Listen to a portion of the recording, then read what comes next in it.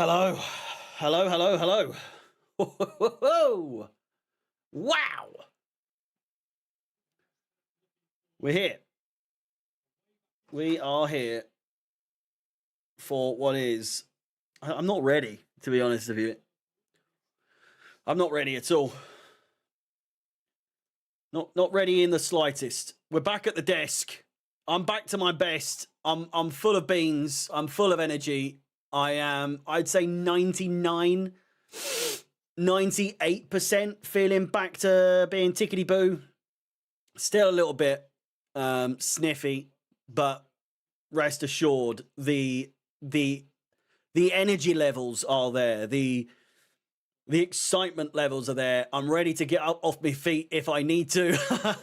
I would have done it on the sofa. And in hindsight, after the game, if we've lost, you're going to be saying, why didn't you sit on the fucking sofa? But I just feel like for games this big, I know the Barca game was big, but I was ill. I was ill.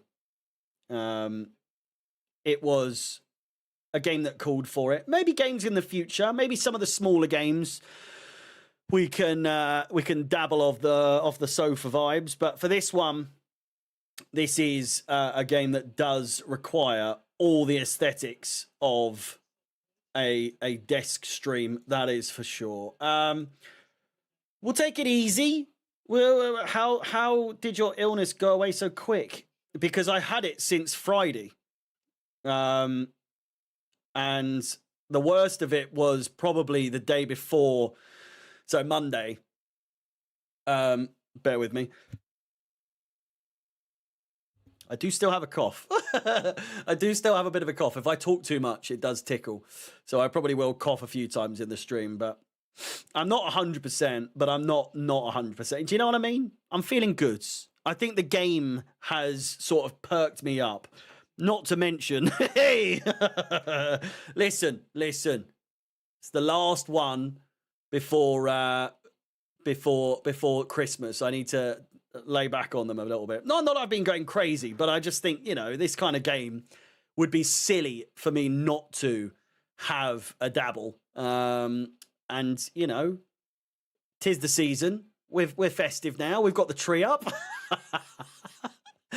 I was walking home from the pub just now after picking up some drinks, and there was a couple of families coming back from the local home base with some live trees or Christmas trees, and it's that time. It's the first weekend of December. I mean, technically it's still November, but it's exactly, Reese. Beers are in for a must-win for a game. Was it beers are a must for a game this big? I thought you said for a must-win game, but either way, yeah. Let me know in the comments if you've got your Christmas tree up already. We got ours up yesterday, and it looks fantastic as ever.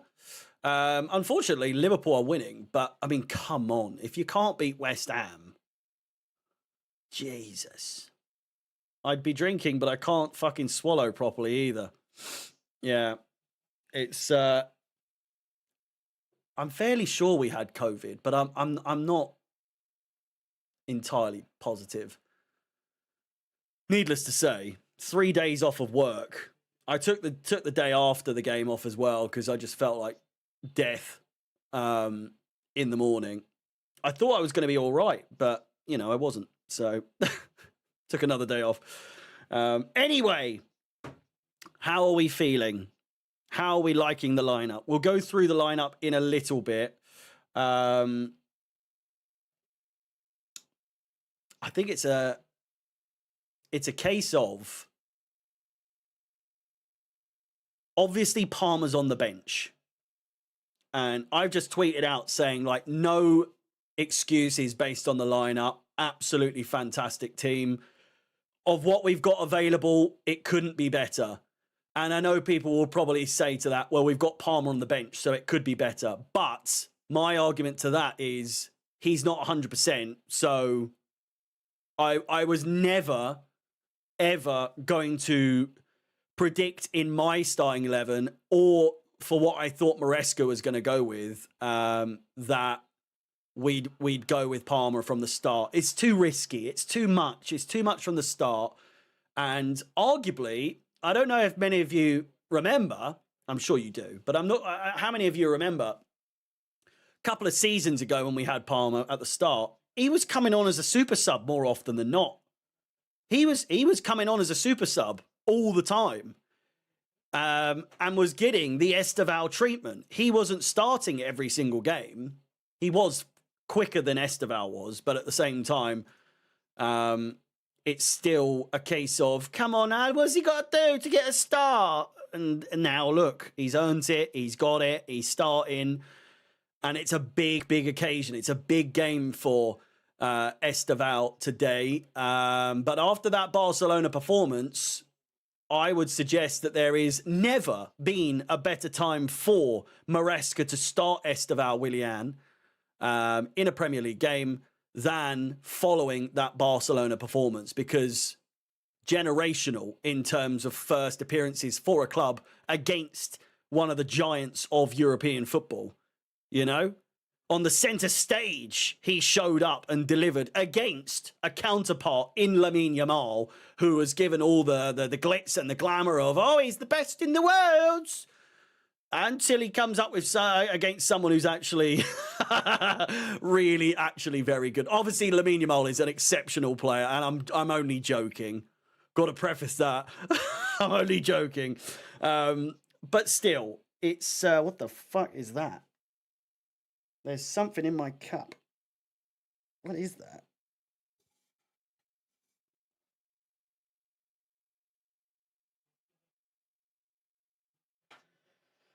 I don't know what that is. Something in my cup. I've got my definitely not beer cup. I'm only live on YouTube today. I'm not live on TikTok. There's a time and a place, and I feel like this kind of game is one where we need to be all hands on deck on the main show, the main platform that is YouTube, and give you guys my full attention, because it is... No, I did not say that. I've got to be paying attention to this, you know? Harrison, mate, I've thought about you a couple of times today, I won't lie.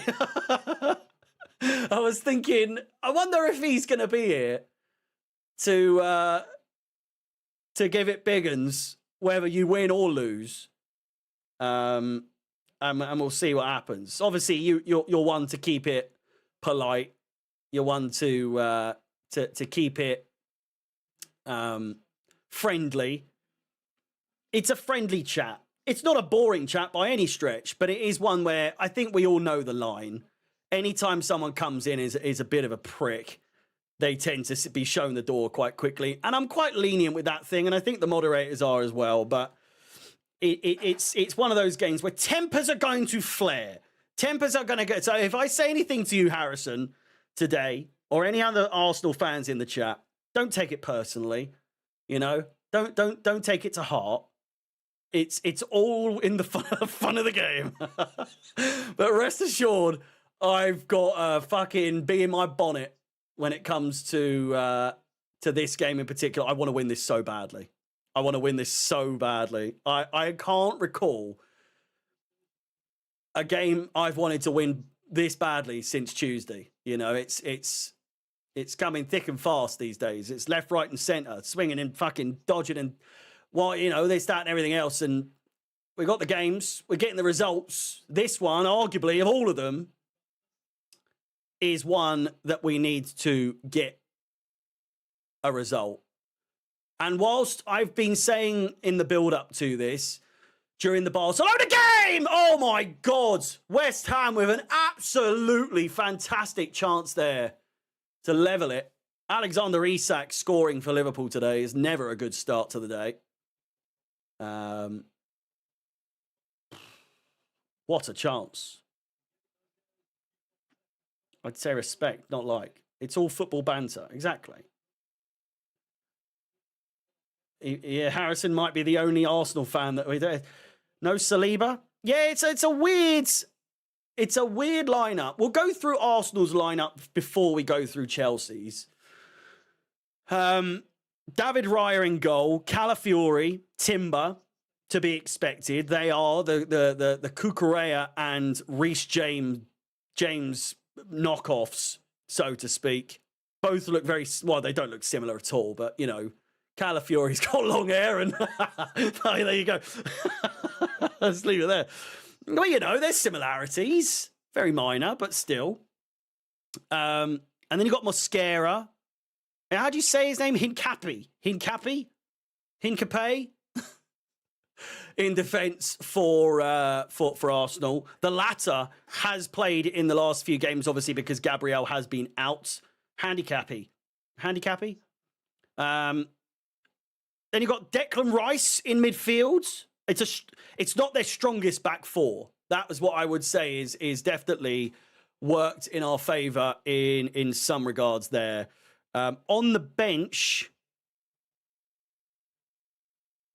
no Saliba. No Saliba on the bench either. Huh? Ben White, Lewis Skelly, Norgard, Odegaard, Nwaneri, Jesus, Madueke, and Gyökeres. It's a strong enough bench to cause some issues. We've got Declan Rice in the middle. And someone who I must say, I've not really paid too much attention to Arsenal this season. But something I have noticed is that Zubamendi is someone that I have seen countless, and I mean dozens of Arsenal fans, whether that be on a Chelsea 11, Chelsea versus Arsenal 11, or just in general. I've seen people say that Zubamendi would get in over Enzo Fernandez, or that he would just get in our midfield in a whole. But the main thing I've heard is that Zubamendi is their signing of the season. You know? Is that true? I don't know. I've heard he's very good. We'll have to wait and see how that plays out, but you know. On the left, Martinelli, all too familiar with him when it comes to playing against Chelsea. An absolute ball ache of a player to face, specifically for Chelsea. And so I'm not looking forward to that, to be completely honest with you. We've got Bukayo Saka on the right. I say we, I mean they have Bukayo Saka on the right. I don't know his record against Chelsea, to be completely honest with you. Paquetá is literally squaring up to the referee here.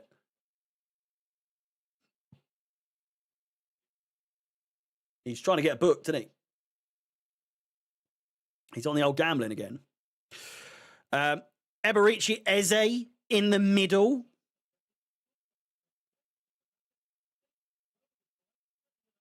What is Paquetá doing?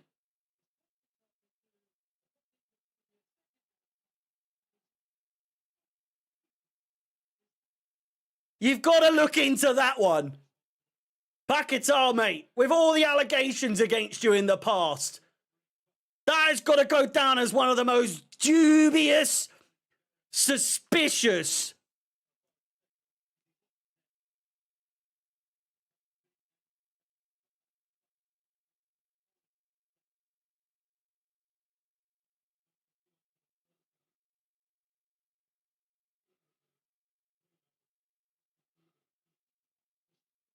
He's just got back from a suspension as well. What is he doing? A second yellow for dissent. He'd already been pulled away. And now he's clapping. You're a wanker, mate. You are an absolute tosser. What are you doing?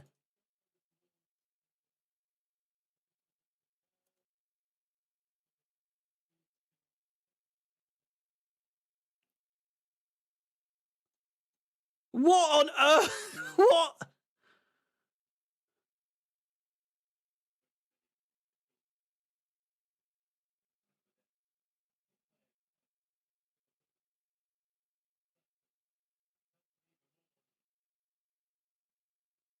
Just didn't stop arguing. What is he doing?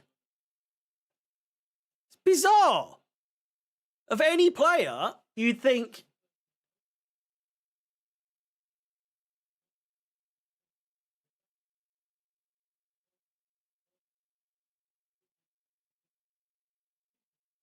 I mean, I would argue his teammates did not try their best.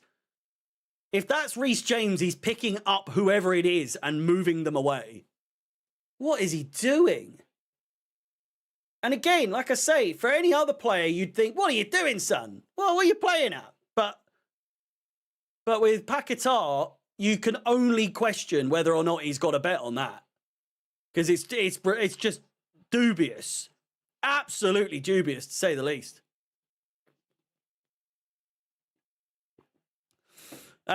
Anyway, Eze, who obviously did very well for Arsenal in the last game, starts again today. I think he's started most games this season.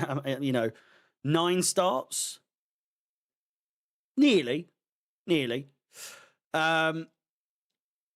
Obviously got a hat-trick the other day, so he will be in fine form. Let's hope he's not on fine form today. And then Moreno up top for them. It's not their strongest 11. It's not their strongest 11, to say the least.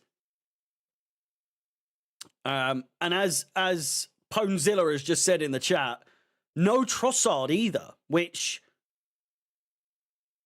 to many people's reckoning, especially a couple of days ago, people were saying that Trossard is the one that will more than likely get a goal against us or an assist or something. So the fact that he's not in the squad at all is rather comforting, I suppose. Realistically, the ones you need to look out for the most are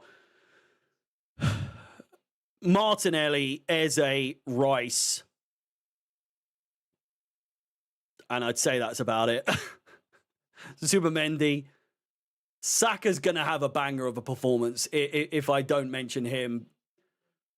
I listen, I've said it so many times. I think Saka is a very good player. And he's a very, very good player.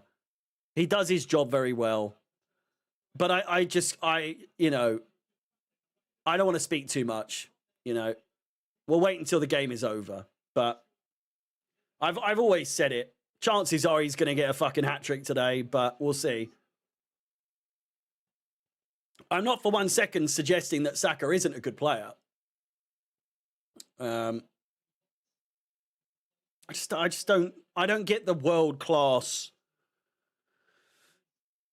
over-the-top shouts of like, he's the best that England have, And like I say, chances are he's going to prove me wrong today. But we've played them many times, Anyway, with that said, it's time to move on for the first time today onto our 11.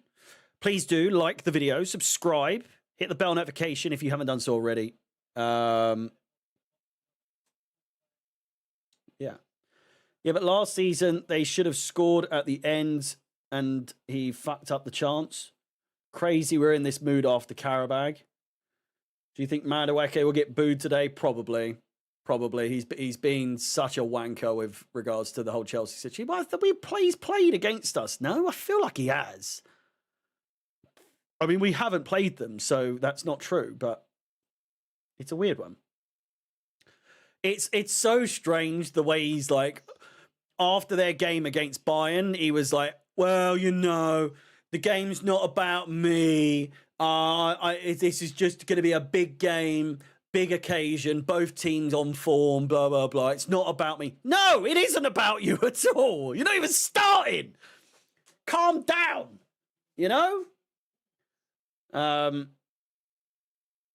Would have been calm until he said much better. Hoping Palmer gets 20 minutes. I would imagine he's going to get... Unless we're getting battered, it's this one.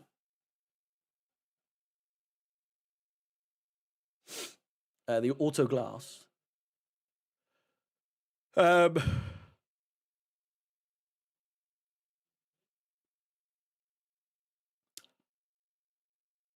yeah.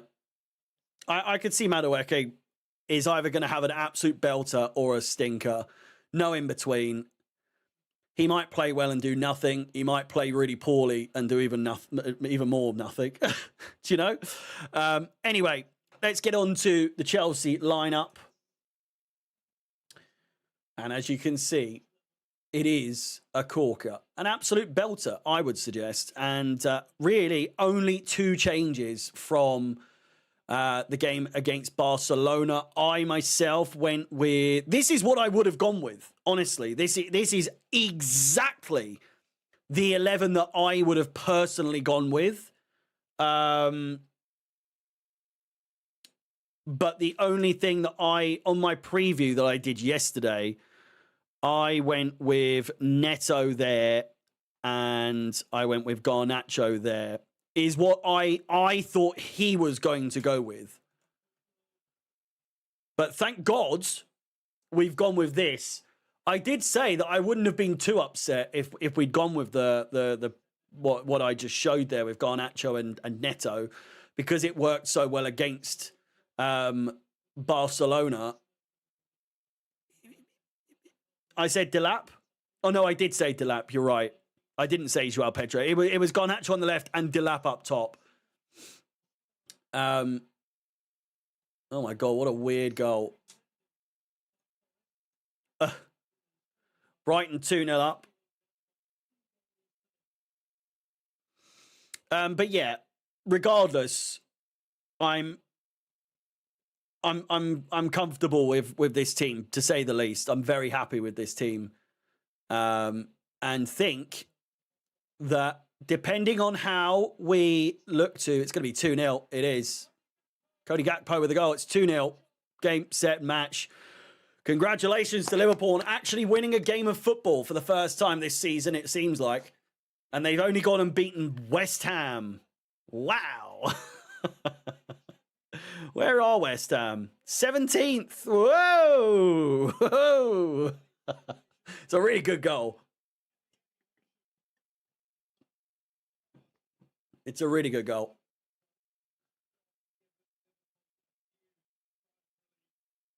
He's onside.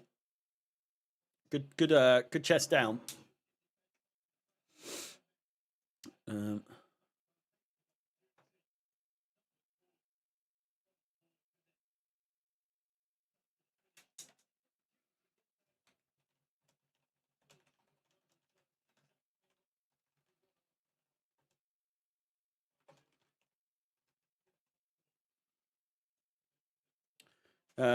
One sec, I think.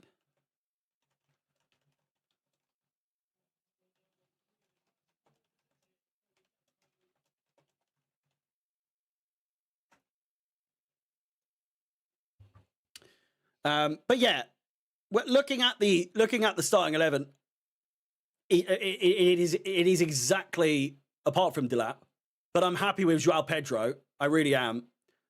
I think when I went on the preview, I stated that I would have gone with I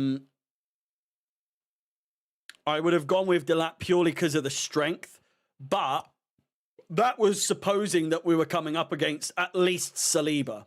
At least Saliba. So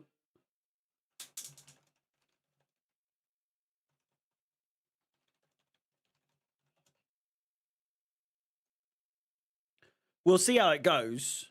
We'll see how it goes. Joao Pedro against that sort of defense. Someone mentioned Hincapi and Mosquera have never started a game together. Congrats on the 3 points. I don't think the last bit is necessarily true, but if the fact that they've never played together, it's either going to be one of those where they've never started and, oh, what a masterclass from Mikel Arteta, or, you know, it's thing. But rest assured, if we win today, that will be the excuse.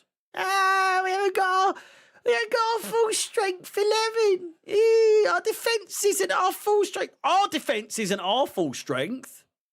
pretty good, though. It's pretty good. Fofana and Chalobah against Barca the other day. Very nice. Very nice indeed. Worked a charm. And I'm happy to see it again. Nice to see Fofana isn't doing his community service today. Unlike against Burnley. It's... he's here. He's available. He is playing. He's starting. And so we've got a midfielder up front.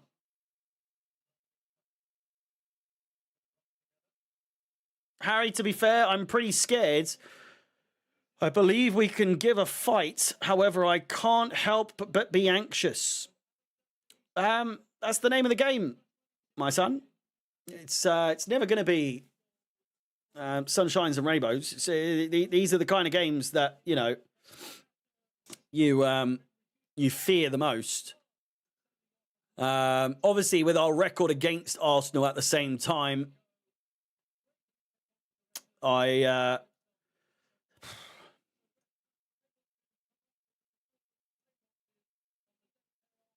you can only be excited. Obviously, nervous. You know, having some nerves for this kind of game is to be expected. But playing against the so-called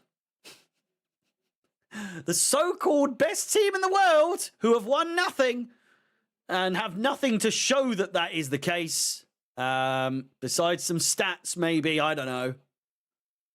It's the world champions against the best in the world. So I've seen that put around there a few times in the build up to this game. It's the world champions versus the best in the world. And do you think football now is more boring than 10 years ago? It's a different game altogether. It's so much more of an algorithm. You know, there's so much more in it that is stats based and science based. Whereas back in my heyday of being a child, a young teen or a teenager as a whole, the game was much more, I would say, more fun. I can appreciate that the modern game is fun at times, but you notice that whenever it's fun, it's because it's kind of descended into chaos. It's when games descend into chaos, or there are glimpses of the old style of, like, someone's fucking hit it from a mile and it's gone in. Someone's scored a halfway line. Someone's run through the entire team. You know, very rarely do people... I mean, it is exciting to see a well-worked goal that's passed from the back. Look at the Burnley goal, you know. Look at the Enzo Fernandez goal against Burnley. It was built from the back all the way forward. Bish bash bosh, lovely stuff. Really good viewing. But it's the in between, you know. It's the bits in between, you know, the passing. Oh, to the left, and oh no, gotta pass it to the right, and oh, gotta switch it to the right hand side. Oh, now we gotta play it all the way back to the keeper, and oh look, this is Raheem Sterling running down the wing, and instead of taking on his man, he's turned around, and we've got to play it back to Cucurella or Reece James, wherever the fuck he's deciding to play, and then play it all the way back to Sanchez and start it all over again. It's a math.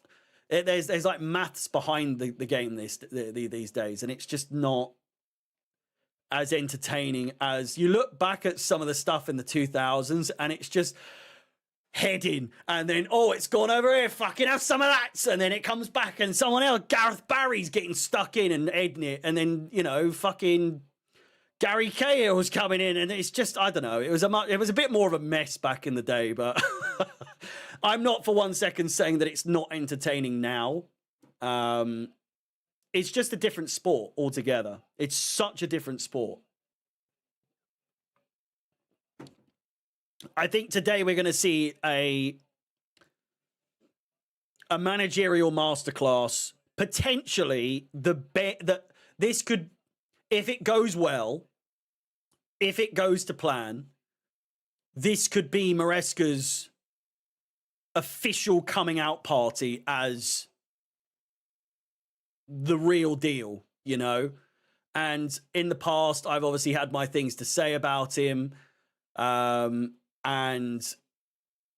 you know, I apologized at the end of the season. And clean slate, all of that. It's been a bit patchy at the start of the season, but looking at the results that we've had, looking at the run of form that we've had, the amount of losses that we've had, or the lack thereof losses, and the run, it's very difficult to suggest anything other than Maresca has began to he's found the WD-40. Let's just say that much. He's found the WD-40. There's a few squeaky bolts. There's a few bits here and there, and he's just got the WD-40 out, and it's starting to come together. It is starting to come together. So I've had people this weekend tweeting at me saying, You said you were never unequivocally Maresca out. Last season, 100%. I without a shadow of a doubt, I've mentioned in the past saying that I didn't believe in Maresca. I didn't think he was going to be the man for the job full time, long term, whatever you want to call it. But then this season, it's a fresh start, and I've been angry at him at times. I've been angry at the players. I've been, as a whole, frustrated with the dropping of points, the red cards, this, that, and everything else. But I have never been unequivocally Maresca out this season. I did an apology video. What more do you want? All right? What more do you want? Harry Jennings. You can call me a flip-flop. At the end of the day, I don't know if Rory is someone who is I wouldn't say man enough, because that's quite a harsh way to word it, but I don't know factually if he is someone who is capable of admitting when they're wrong, or saying, you know, I got it wrong, I said the wrong thing, or whatever. I was too quick to judge. But excuse me, if why have they got 3 chairs? And it looks like Theo Walcott and Sturridge just sat on the crease of two chairs. Excuse me for basing it off of the last 4 or 5 years of dross that we've had to play with. And then a manager who has nothing behind him comes in, and for the first few months or so seems to be the same as everyone else that we've had. Pochettino, Potter, Lampard in the return and everything. It just doesn't seem like it was just like another one, you know? But again, I'll hold my hands up. So far this season, it does appear to be Maresca has found the rhythm. And with players coming back in Cole Palmer, in maybe even Levi Colwill next season, if we're playing the way we're playing at the moment, and, you know, we continue to move in the way that we are, who knows? Who knows? No excuse. Arteta taking the piss and disrespect us with this team. Well, their players are injured, mate. They're missing Trossard. They're missing Gabriel. They're missing Saliba. It's only taking the piss if they win, which I'm not sold that they are going to, based on the lineup. And again, listen, we're going to get excuses. If we do win this game, it is going to be like, we're missing Saliba, we're missing Gabriel, no, London forever. Fuck off with that shit. I'm sick of it. You know, it's our time. It is our time to finally put an end to this cursed run of form against Arsenal. And with Maresca at the wheel, who knows what could happen? In Maresca we trust. Ladies and gentlemen, hey, it's 8 o'clock. Call me a flip-flop. I don't give a fuck. I don't care. I've acknowledged my wrongdoings. I've acknowledged that maybe I was too quick to judge based on last season. It's a shaky state of affairs. You know, it is what it is. I can only move with I'm a day-by-day kind of person, you know. I'll move with what I see on a daily basis. Apparently Saliba's ill and Arsenal fans are making excuses now, but seen they're being told they have a better squad on the bench, on the pitch. I'm so... Proper Chelsea, mate. I've tried to work out basically what you said there. I think I've gathered most of what you said, but it's, yeah. I'm happy with this lineup. I'm very happy with this lineup. My ACCA is still on. Come on, Chelsea. Joe, mate, you don't bet on your own team. You don't bet on Chelsea. You don't do it. You simply do not ever bet on your own club. It's just part of the game, you know? So if we lose today, Joe, I've got to be honest with you. I'm going to blame you, son. I'm going to blame you. Harry, in Africa, we say only a fool doesn't change his or her minds. You're allowed to change your thoughts on Maresca. Dexter, thank you very much, son. I'm sick of all these gatekeepers. I backed Maresca from day one. No, you didn't. No, you did not. You did not. All these people on their high horse, you know who I'm talking to. I'm only joking. Jesus. All these people on their high horse, I backed Maresca from day one. No, you didn't. There was categorically people all over the place. When we lost to Ipswich on around Christmas, when we drew to Ipswich, when we lost to fucking Legia Warsaw. I mean, there were so many games last season where categorically there were so many people, arguably, yes, not quite as on the nose as me, and I've been alerted to a tweet that I posted saying Enzo Maresca out, get the fucking idiot out. He hasn't got a clue. But that was after we drew, or after we drew against Ipswich, I think, or when we lost against Legia Warsaw, and I just had enough at that point. I was sick of it. It just seemed like we were regressing, going in one sort of like plateau, and then a bit down, and we've got to win, and then it's, you know what I mean. Whereas this season, it seems like we have got a little bit more momentum, and you know, I think the players have a lot to say about that. But arguably, Maresca has figured out what he needs to do to get the players going up and down. You know, pause, but working in the right direction.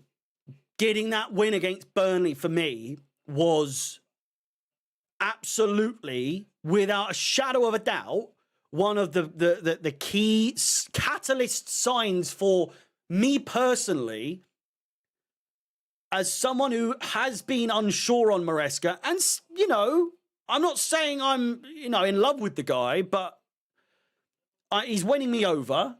He's winning me over.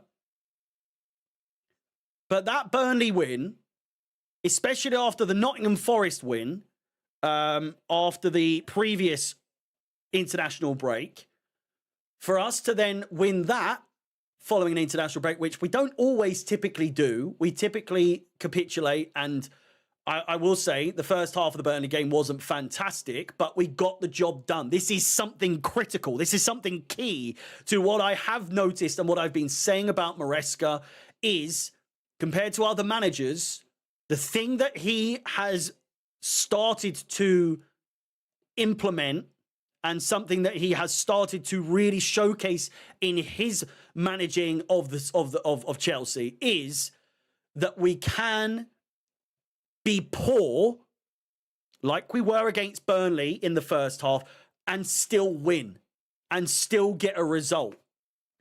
You know, I've been defensive of him in many regards, in terms of, again, with the Burnley game, so many people moaning at me saying, "Oh, Harry, what do you make of him not starting Esteval in this game? What's he got to do? What's Esteval got to do to get into this starting 11?" And I said, calm down, relax. In Maresca we trust. Baldy's at the wheel. Relax. He's going to start him against Barcelona. And people were like, "Oh, he's got to start in this." I was like, calm down. It's okay. And then look, didn't start him. I was a bit dubious when he was about to bring him on at the end of the Burnley game, I must say. So I'm thankful that Enzo Fernandez got that goal, because he was going to bring on Esteval, and you know, the Barcelona game could have ended up being very differently if Esteval came on, picked up a knock. Who knows? Could have gone very badly. These are all hypotheticals, though, at the same time. And then you see him play against Barcelona. Fantastic performance. Generational first game against a really top team in Barcelona. And people will say, "Oh, Barca were off the mark. They were off the boil, off the ball. They weren't really performing the way they usually do." Bollocks! I can't be arsed with that. I can't be arsed with that argument that and it's going to be the same here today. If we win here today, it's going to be the same old bollocks as it was with Barcelona. It's, Barcelona, they weren't their selves. They weren't playing well. Cucurella was kicking Lamine Yamal up and down the pitch. Chelsea were playing dirty. This, that, and everything else. And then it's going to be the same old shit if we beat Arsenal here today of, Arsenal haven't got a full 11. What would have happened if Gabriel and Saliba were playing? Oh, bore off. Fuck off, man. With that shit, just acknowledge that Chelsea are Chelsea, and that it seems to me that the thing that I have noticed over the years, even when we've been at our very best, people doubt us. But I just don't get how, especially Arsenal fans, and I know they've had their glory days now of like beating us back to back. They fucking haven't beaten them since 2018 at the Bridge. All of that shit. But the fact of the matter is, we still win trophies. I'm still confident that we are going to get another trophy before Arsenal get a trophy. And I just don't understand this doubt that people have of Chelsea, that I would argue both times we've won the Champions League have been in seasons where people have doubted us the most and said, they haven't got a fucking chance. No chance. I'm not saying we're going to win the Champions League this season by any stretch, but I'm saying the doubt against Chelsea, when do you learn? When do you fucking learn that Chelsea do have that in their DNA? No matter the generations, whether it's the Ricardo Carvalho, Terry, Essien, Kalou, Malouda era, even fucking Desai, Gus Poyet, Zola, Dennis Wise, Dan Petrescu, Ed De Hoy, that era, still got some stuff done with the Cup Winners' Cup. Ruud Gullit. And then you go through and you got your Pedro, your Willian, your Gary Cahill. All of that era. Ed Hazard. And then we win it there with Diego Costa. And then even then, we we should have won with our Lukaku's and whatnot when we played against Liverpool in the Carabao Cup and got bummed out of that with a VAR decision that wasn't supposed to happen. Doesn't matter. You name a generation of Chelsea in the last 30 years. People keep saying this. Well done. Chelsea have only been good in the last 10, 15 years. I think you need to really do some research on it. It's been 30 years now. It has been 30 years that we have been a force. In the 90s, we were challenging for we didn't win it in the 90s, but we were always there. This whole thing of and that was before Roman. These bollocks of it's only recent in the last 10 years. People are forcefully forgetting that Chelsea have and always will be a team that you cannot and should not discredit or discount in games like this. You know, when are they going to do a build? I'm on main event. When are you doing build up for the game? I'm on the wrong channel. Fuck's sake. I've been watching the Liverpool build. It's on Premier League. If you want to watch build up for the game, it's on the Premier League Sky Sports channel. And then move over to main event if you want it to be on time.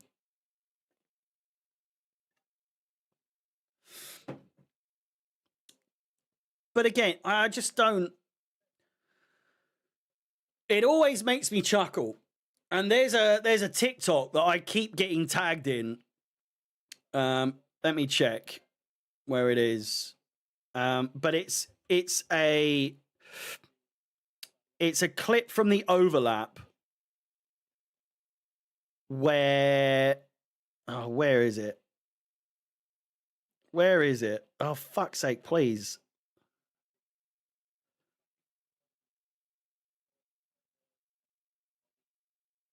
Is it that one? Oh, what's her name? Who's the woman the woman on the overlap? I should know her name. Jill Scott. Jill Scott. They did an overlap episode where she said, "I'm still not discounting Chelsea. I'm still not I'm still sticking with Chelsea to be like a challenge or someone who can do something this season." And then I commented, and it's got like 1,000 likes on it. And I just put, "They never learn." And we lost to Sunderland like the day after. And listen, since then, it's been a piece of piss, you know?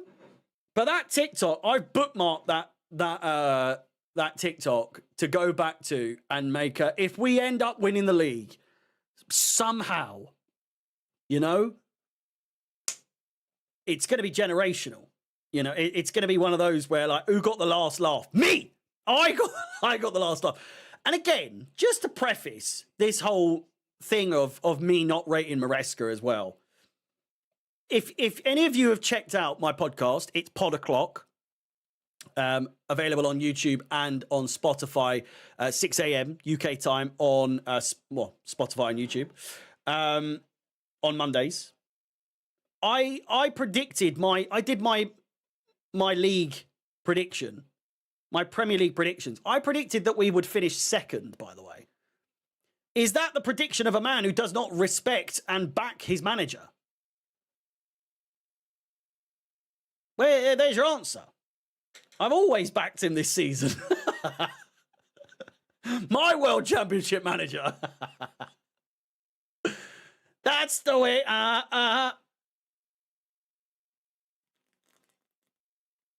They're giving a bit of prop to Esteval. Man, that TikTok, I don't know if you saw that guy doing the dance at Stamford Bridge.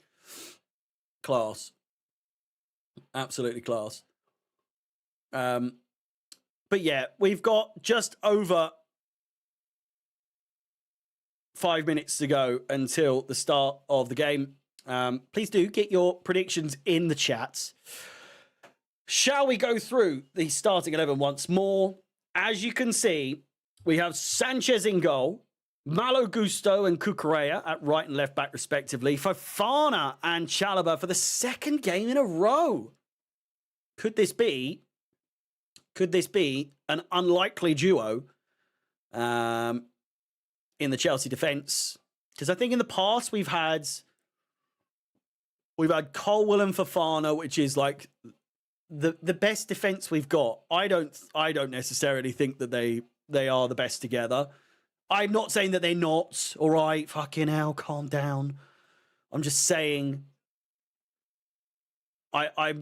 it's hard to tell at this point who is our best two. And it's hard to say whether or not Chalobah is or is not in our best defence. There's people who are like they're desperate. They're desperate for Chalobah to be shit, for Chalobah to make a mistake, so they can post their hate tweets online and say what they want about Chalobah. He is a player who really does come in clutch more often than not. He's made a couple of mistakes this season. It's all right. It's okay. I would argue he has been far better than he has been bad in this season so far. Give the man some fucking respect. Give him a chance. And alongside Wesley Fofana, these two have been, I mean, in the last game against Barcelona, very good indeed. Got split open a couple of times, but, you know, that will happen at times. But we got a clean sheet. We did get a clean sheet. In the middle, we've got Reece James. I nearly said Raheem Sterling there. We've got Reece James with Moises Caicedo and Enzo Fernandez in the middle role, with Esteval on the right-hand side. His first Premier League start, at least for a very long time. A very, very long time. Watching the 3-2 win. Marcos Alonso kicking things off. 3-2 win back in August of 2018. God, I remember this so vividly. Seems so long ago. But so recent at the same time. Neto on the left. And Joao Pedro up top. On the bench, Jorgensen. Achimpong, Tosin Adarabioyo, Badia Shield, Andre Santos, Cole Palmer back on the bench with Jamie Gittins, Garnacho, and Liam Delap all on the bench available. I saw a TikTok the other day where it was, who is your most underrated first touch control player in football? And for me, it's Marcos Alonso. Marcos Alonso deserves more respect when it comes to his first touch. Only people who... No, because Berbatov was known for his first touch. He wasn't underrated, but people knew Berbatov had a good touch. In terms of like someone who you wouldn't really think of, Marcos Alonso, I've always said for years before I even started doing this, for me, Marcos Alonso has one of the most unbelievable first touch controls that I've ever seen in football. And people will go, you're talking bollocks. Mate, unbelievable. If I'm sure there's compilations of it. That guy's first touch, ridiculous. Whatever happens, I just want to say, GG, my daughters are Chelsea fans and they love your content, Harry. Nav, another Arsenal fan, another regular, as well as Harrison. Nav, tell your daughters I said up the Chelsea, and thank you for watching my content. I do appreciate them very much. And I appreciate you, despite being an Arsenal fan, you know. Hopefully we're going to win today. Look at the bridge. It looks glorious. Earl's Court, no longer available. Wow, what a shame. What a shame. You know, who gives a shit? And, you know, we're staying at Stamford Bridge, man. What a pity, you know? God. Aston Villa have just overtaken us. We are currently in 4th. The players coming out. Anthony Taylor, the referee today. Goodness gracious me. That said, I think I do remember seeing a statistic that said that we haven't lost during an Anthony Taylor refereed game in a long, long time. In a long, long time. So it's the same as when people say, including myself, I've perpetuated this, is 12:30 kickoffs. 12:30 kickoffs. They're shit for Chelsea. We've won 8 in a row. 8 in a row we've won. Don't jinx it. I'm just saying. My rage for him knows no bounds. Listen, I'm not saying I like Anthony Taylor. I'm merely stating the facts. Moises Caicedo giving a very cringe smile to to Caicedo there. Here we go. It's the lineup for this game for the last time. Sanchez in goal. We've got Malo Gusto, Mark Cucurella, Wesley Fofana, Trevor Chalobah, Reece James, Moises Caicedo, Enzo Fernandez, Neto on the left, Joao Pedro up top, and Estevao on the right. On the bench, we've got Jorgensen, Achimpong, Tosin, Badiashile, Andre Santos. Palmer returns and is available on the bench. Gittins, Garnacho, and Liam Delap on the bench for Chelsea today. Please do like the video, subscribe, hit the bell notification to be notified of when I'm ever live or posting in the future. Goodness gracious me. I'm shitting myself now.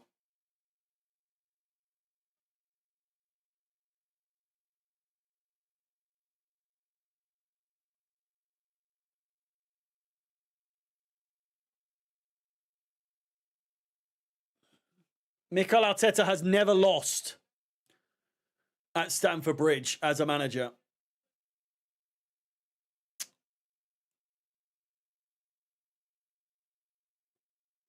Incape is his name. Piero Incape. Excuse me. Eze looks a bit hurt already. Oh, I need to go to main event, actually. What the hell? Why are they showing the fucking F1 on main event? What's going on? Has anyone else got that?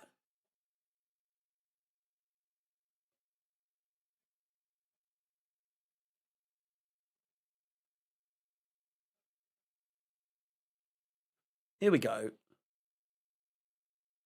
There we go.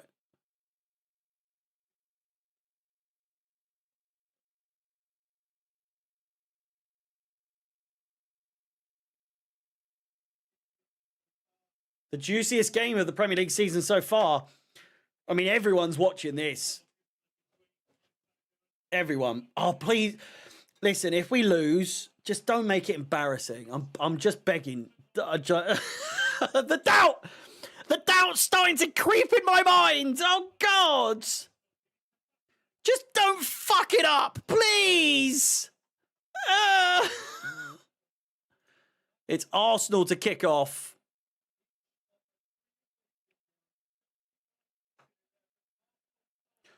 Both teams coming into this in the best form they could possibly be in. Alan Smith! Oh my God, my ears! Oh, I know he's an Arsenal fan, but I couldn't care. This is commentary heritage, right? Peter Drury and Alan Smith. What's going on here? I'm not angry at that. I'll be honest. I am not upset at that at all. 70 likes on the stream. Let's try and get to 100 before, as soon as possible, really. No Jamie Carragher. It is just Peter Drury and Alan Smith. Him and Martin Tyler back in the day. I mean, you might be a young'un, but for me, it's no Clive Tilsey and Andy Townsend. For me, it's Martin Tyler and Andy Gray. That's my goat. That's my goat pairing. Fucking hell. I know Andy Gray's a bit of a, silly sausage, silly boy.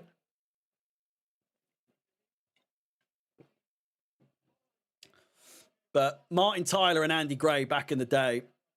Sunday, just got out the bath after being at, Sunday League. Freezing cold, getting a hot bath and your fingers and your toes fucking hurt, but it's that good hurt, You know the one I'm talking about. You get in, you're like, oh, Jesus Christ. And then you got your dad shouting at you, when'd you get out of that fucking bath? The game's on. The game's started, H. Come on. All right, I'm coming, Jesus Christ. We've all been there.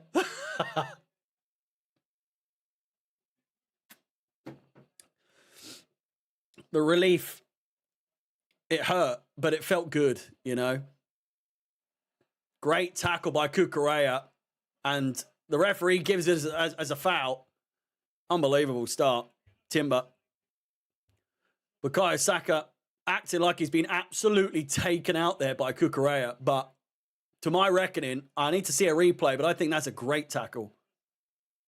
It's all ball, ref. It's all ball. What are you talking about?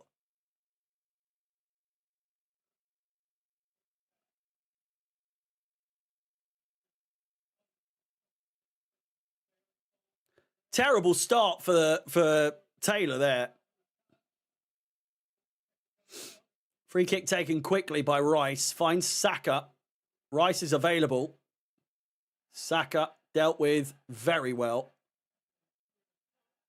And a goal kick. Fuck off. You got your dodgy free kick, mate. You're not getting a dodgy corner at all.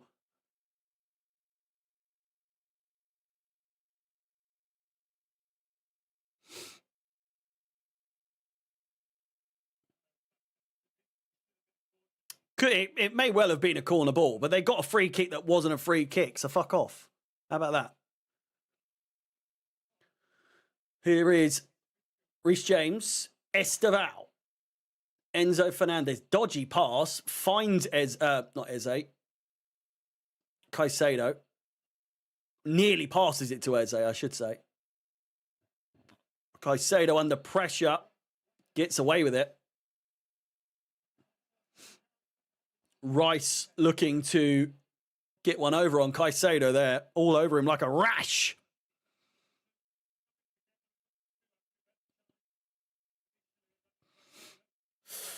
Should have had a corner, yeah.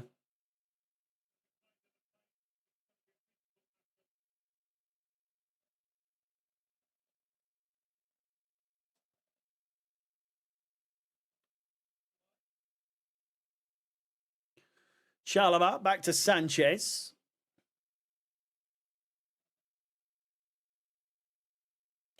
Marcus Alonso runs down the wing for me. It's got to be a free kick there, ref. It is. Reece James getting absolutely taken out there. It's got to be a yellow card. It is! Zubamendi in the book already. This is going to end one way and one way only. Someone is getting sent off. We've had our first yellow after 5 minutes. And arguably, it is absolutely a yellow card. There's no question about that. Chelsea were away. Zubamendi, first name Martin, with a yellow card. First yellow card of the game. After just 5 minutes. Here's Sanchez. Come on, Chelsea. Jesus, please. I'm begging you. On this glorious Sunday afternoon. Bad lineups, in my opinion. As much as I don't think much of him, Delap should have started, need a proper striker presence. I would say that is a valid argument. I did say at the start, this was my exact 11 minus Joao Pedro I would have gone for. It's a flick over Esteval. He's got the beans. Calafiori has the tackle. Let's hope Calafiori doesn't pocket Esteval today, please. That would be great. Poor pass out from the back there by Raya. But I wouldn't say a bad lineup, though, for Chelsea. It's just the striker. We'll see how Joao Pedro plays today, but we'll see.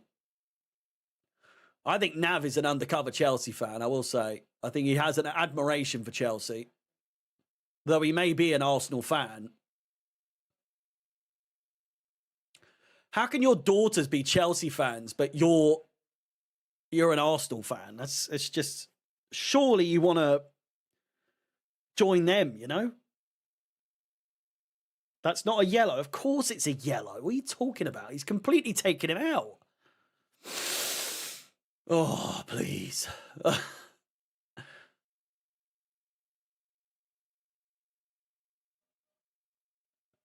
Beating Burnley, Barcelona, and Arsenal would be unbelievable. It's the mother's fault. She was a Chelsea fan. So they're mummy's girls, they are. Didn't brainwash them enough. Mum gets the final word. Getting red card and a Sanchez fuck up vibe already. I don't know. I'm cautiously confident. I'm what's the words? I'm quietly confident so far based on what I've seen that we can maybe snatch something. The atmosphere and the vibes at Stamford Bridge are probably the best it will have been in some time, like in a long, long time. After that after the Barcelona result, with Esteval starting, Chelsea on a bit of a high at the moment. If the atmosphere ends up being shit today, then honestly, I'd say the fans are to blame. Because how can you not be up for a game like this, you know?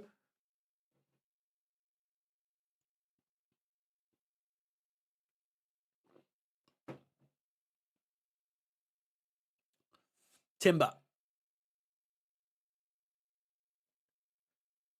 Any Cappy? Really going to feel the Christmas spirit if we beat them. Man, I've got beers out the wazoo. It might have to be another sick day tomorrow if we win.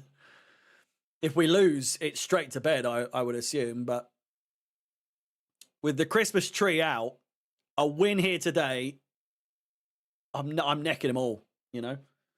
It's going to be hard. Got to be strapped ramen.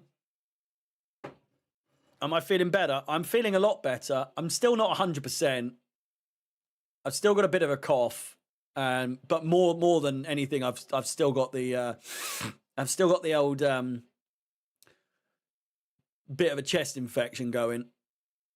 Some of the stuff I've coughed up, my God, Jesus, it's outrageous.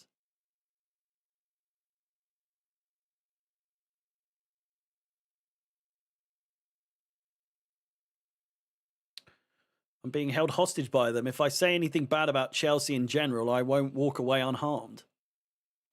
You hacked your guts off. I think I hacked a bit of my lung up yesterday. Or this morning, actually. It was pretty bad.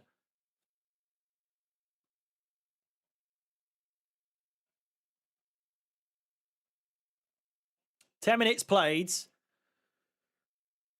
Immediately, early thoughts is, God, this has draw written all over it. Both teams look a bit scared to make the wrong decision, make the wrong move, you know, make a misstep. Chelsea are definitely the team coming forward more and being a bit more aggressive. Cucurella, bad tackle there on Saka, and a booking. That's why I said he's brandished the booking way too early. Though Zubamendi has you know, he's got the ball. He's got the man first, but then the ball. I think that's harsh. He's got every right to make that tackle. Shut up! Fucking hate Arteta. Do you not just look at that twat and think, shut up? Simmer down, for fuck's sake. You'd think we're in the 70th minute the way he's acting. Jesus Christ.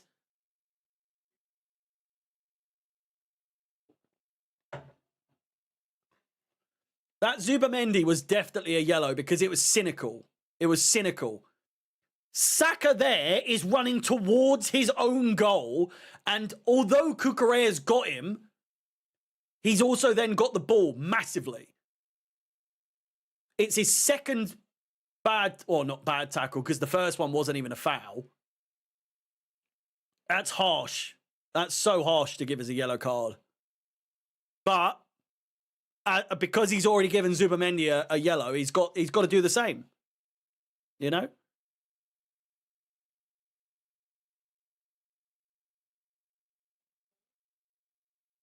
Throw into Arsenal.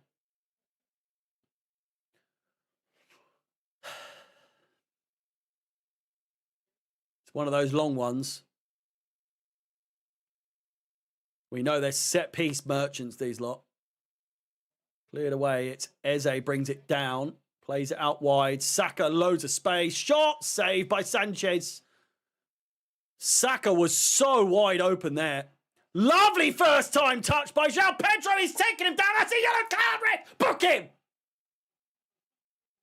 Anthony Taylor has lost control of the game already. Another yellow card.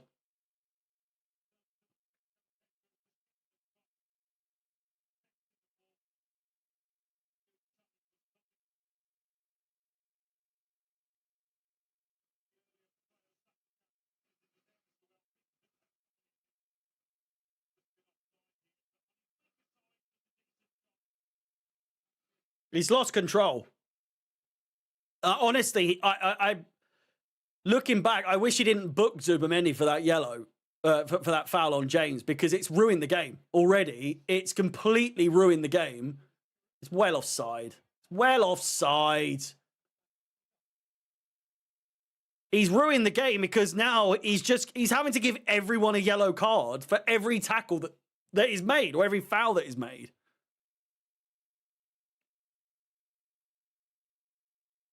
Who do you think's getting sent off? If it's a Chelsea player, it's I think Cucurella is weirdly quite sensible with that kind of thing. Esteval. I'm calling it now. If we get a red card, it's going to be Esteval. If it's them, it's going to be who just got booked for them? Mascara. Not Mascara.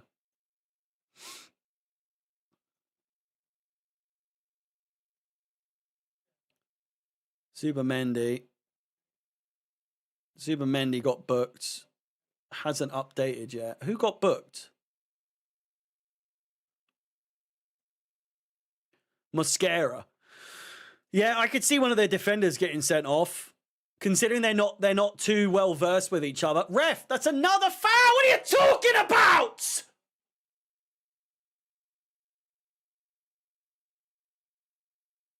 Eze pushing James in the back there. What the fuck are you talking about? That's not a foul.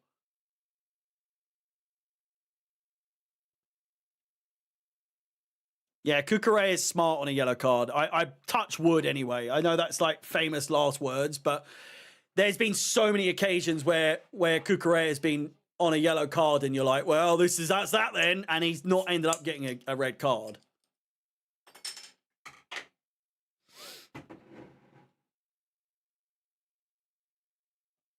"15 minutes played."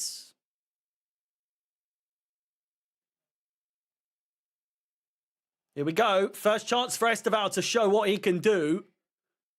Enzo's available. Pedro Neto! Oh! Oh! Bit of a mess in the middle. Bit of a mess. Nearly could have worked out there.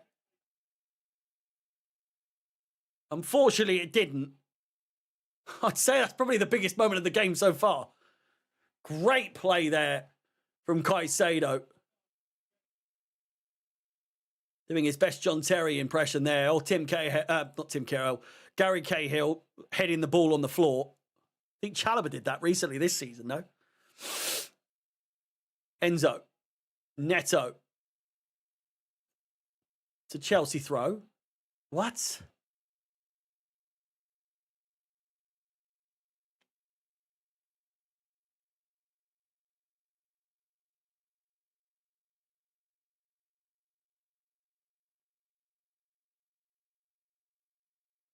Yeah, Arteta loves a moan. And from someone who loves a moan, like I do, I love a whinge. I love a whinge. I love to complain, but I've never met someone who can top me. And Arteta, jeezy peeps, does he love a whinge?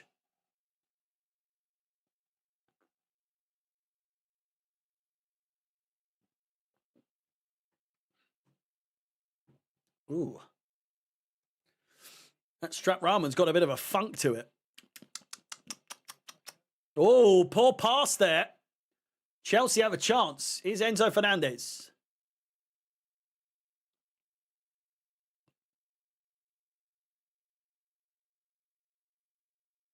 Did you see the Snake scored? Oh, I did. A whinge off between Harry and Arteta. People would pay to see that. I guarantee it.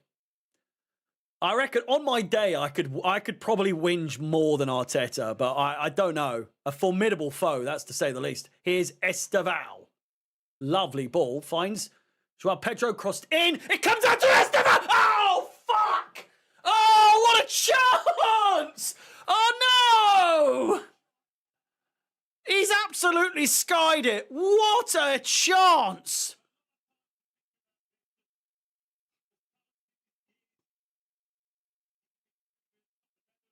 Oh my God, he's roofed. He's absolutely skied it.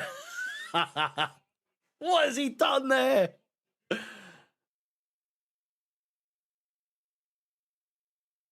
What a chance.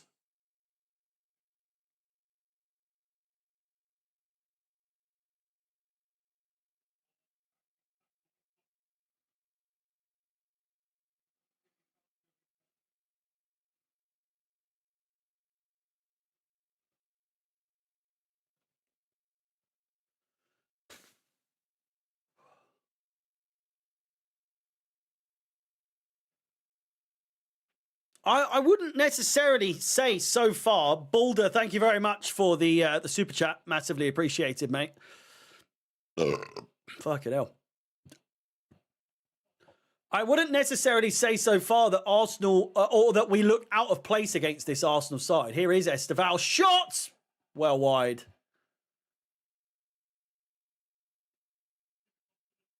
The confidence is there. The finishing is not. It's not a bad effort. It's not a great effort.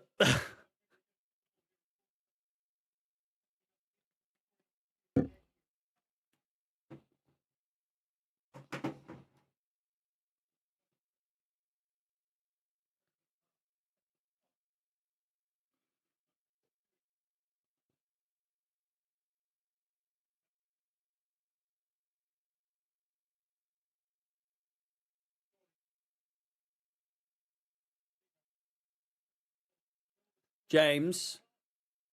Oh, ref. Definitely a handball. Oh. Taylor's having a stinker. Taylor's having a fucking stinker so far.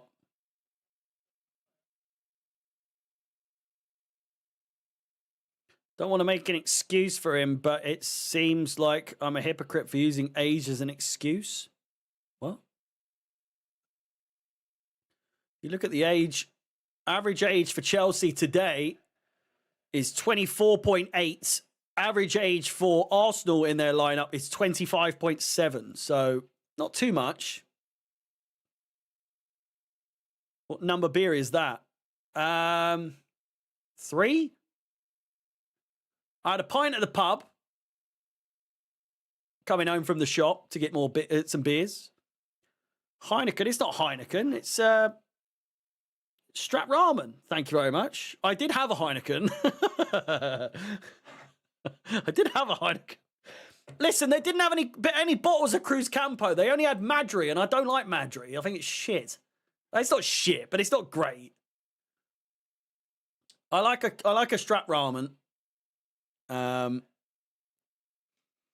Anto with the super chat. I hope you're feeling better, lads. Hate this ref. Anto, mate, thank you very much. I'm feeling much better. Like I said, I'm not 100%, but I'm feeling a lot better than I was. Here's a great chance. Enzo Fernandez. Could be a foul there. Thank you very much. Do appreciate it. Beer Moretti is overrated.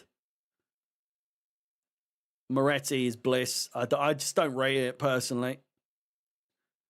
You stopped off for a beer on the way back from buying beer. And if you knew how close my corner shop was, there is a pub in between the corner shop and my house. So there, it goes my house, pub, corner shop. And I go, ooh, pick up the bits, come back, stop off, and then go. It's got to be done. It's got to be done. You know, on a big day like today, what are you going to do?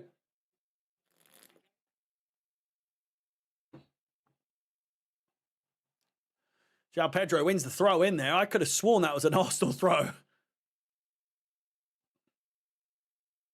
Strategic living location, mate, it's class. And the pub is fucking banging as well. It's very nice indeed. £6.90 for a pint, though. Fuck.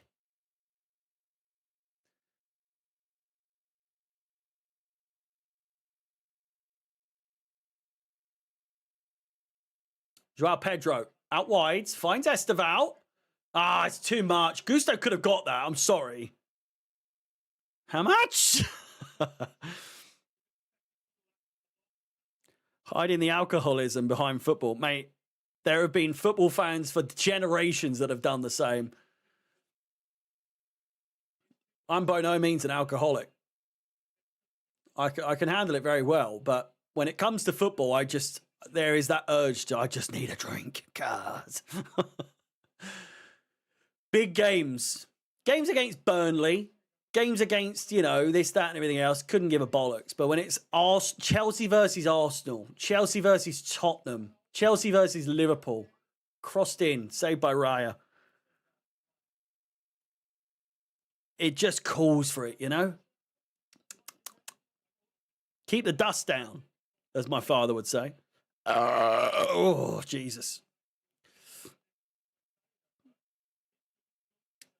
Nobody's seen Harry in the 22-23 season. He was drunk. Yeah. Wait. 22-23 season, it was that bad.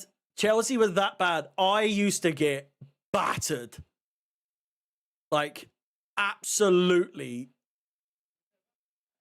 just with... honestly, I can't put into words. I used to get so drunk on those streams. That was my last season with Chelsea Fan TV. And my God, I was a fucking mess. Yeah, like Potter's season, last season at Chelsea Fan TV, I was just fucking on it all the time. Every game, it was at least, I think I'd get through like 6 pints a game. Which is fucking doing something, That is getting some.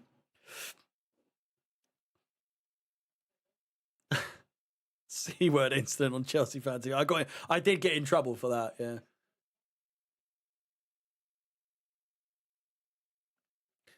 You're already on 3? Yeah, but I can handle it a bit better now, Why did you leave Chelsea Fan TV? I just had enough. Nothing personal, I'm going to sneeze.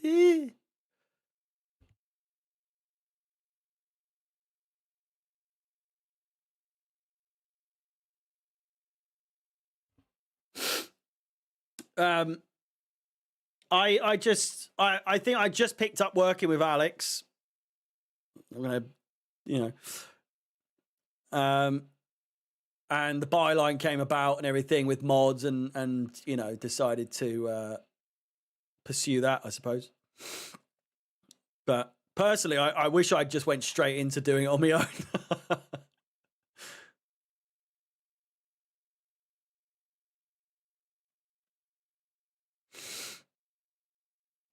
I hope you don't have a driver's license. I don't drive. I've never had a reason to. I don't have I've got a provisional that's out of date, but I don't drive. Reece James, lovely play, taken down. Who's the better team? Chelsea have been the better team so far, I would absolutely say. That doesn't necessarily win games, I take the train to work. I've always lived pretty in very sort of like built up high transportation areas. Why don't you drive? I just don't care to drive. I'm going to have to eventually because the missus is on at me for, get your fucking license. what would happen if I had to go to the hospital and you can't drive? And I'm like, all right, Jesus Christ. But a great chance headed in. Why doesn't she drive? Because she does drive. She's got a car. She's got a very nice car indeed. 25 plate, don't you know? But my brother he's like proper Top Gear, like Grand Tour, loved cars. Just my granddad loved cars and he took after him, loved his cars, obsessed with cars. I personally couldn't give a bollocks. I don't care. And the idea of driving, especially when I see the way people drive on the motorway and that, it scares the fuck out of me as well. Like, I just can't imagine me driving on the motorway is just terrifying. I couldn't do it. But I'm going to have to eventually. Not road rage necessarily, but I just personally, I just don't have any, I don't care.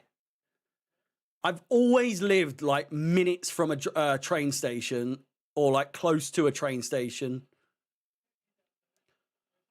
All my mates growing up got like a finance car and they're in debt and they have to pay insurance and they have to do this, that. And I'm a bit frugal. I only spend money if I have to spend money on things. I make clothes last a long time, all that sort of stuff.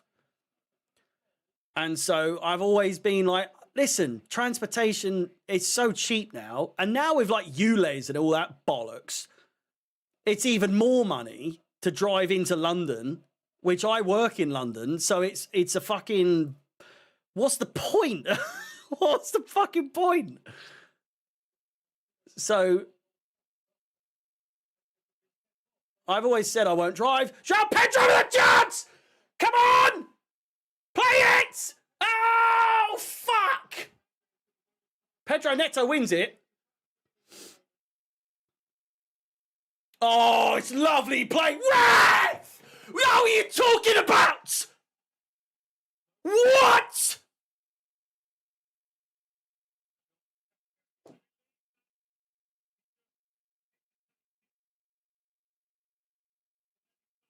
Enzo Fernandez taken out. Unbelievable. Offside. I can't believe that's not been given as a foul.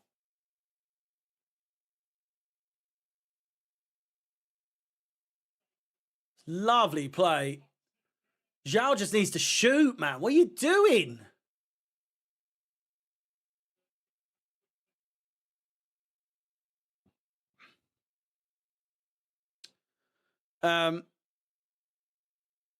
Yeah, the missus knows I don't really care or want to drive, but we compromised and I'm gonna have to learn to drive, you know.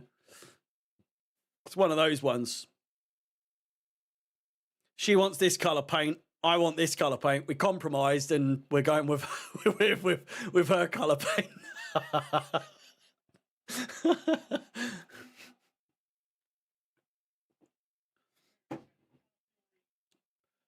Listen, I understand. There is a level of it makes sense. It's a safety thing. Like if something happened to her, I need to learn to drive. You know, it is what it is. I'm never going to own my own car. I'm never ever. Esteval, good chance. Enzo Fernandez saved by the keeper. The first real shot on goal there. I feel like I had a super chat.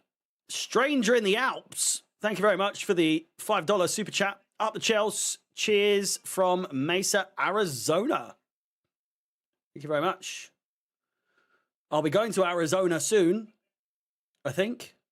I could be wrong. Hang on. It is. I'm going to the Grand Canyon. I'll be going to Arizona very soon. Well, in the summer. In the summer. A fleeting visit, to say the least. Joao Pedro. I'm not getting me hopes up too much here. Ref.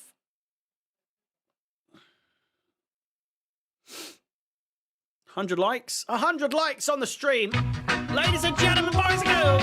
Hey! 10 o'clock. Thank you very much. Do appreciate it. Let's try and get to 200 likes today, people. It's been a while since we've breached that 200 like mark. I feel if we can get a win here today, it's on the cards. Surely it's on the cards. Don't be stingy. It's over 200 of you fuckers in the chat right now, so don't be stingy. Like my stream, please. Survivor Series was shite. The Cena match can fuck all the way off. All the way off. Just fuck off. Oh, man. Oh, Jesus. God, that Cena match pissed me off. Last pay-per-view of all time. Awesome, you'll have a great time. I mean, like I said, I'm getting a helicopter from Vegas to the Grand Canyon, so it's like I say, it's a fleeting visit, but I'll appreciate the Arizona landscape as much as I possibly can whilst I'm there for a few hours. Crossed in. Martinelli. 2 players are down at the moment. I think Caicedo is one of them. Caicedo is like convulsing.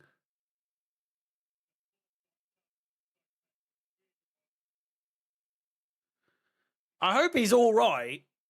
I think he is. I think Caicedo's laying this on. I think Caicedo might get sent off here.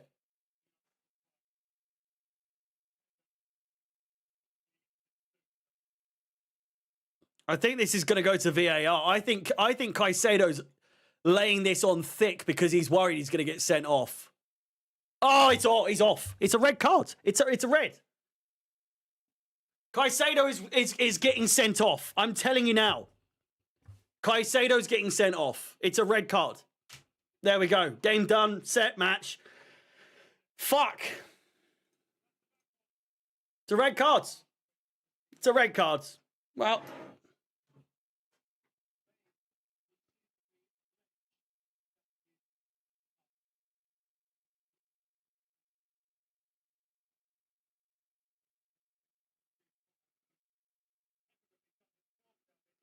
He's off. It's not been given, but it's going to be a red. Fuck's sake. Yeah, no, nice while it lasted. It's another game where we fucked it with a red card. My God. Boring shit. Yeah, Anthony Taylor, look at him. He's itching to give the red card. Look at him.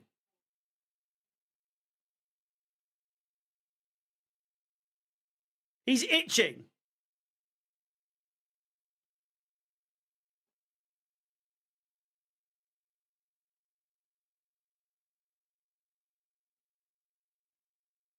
Can I say, he never gave a yellow card, by the way.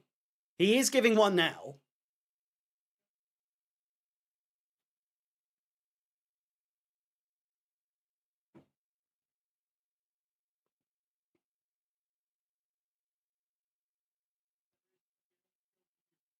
It's a red card. It's a red card. Game's over. Brilliant. Well done, Caicedo, mate. You fucked it.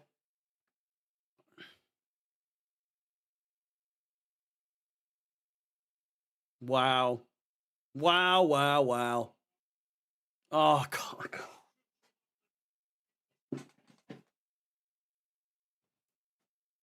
I can't be arsed.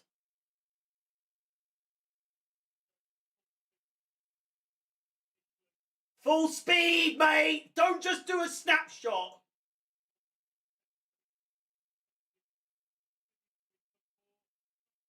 Oh, it's so sudden. Come on, man. Play it at full speed. What are you talking about?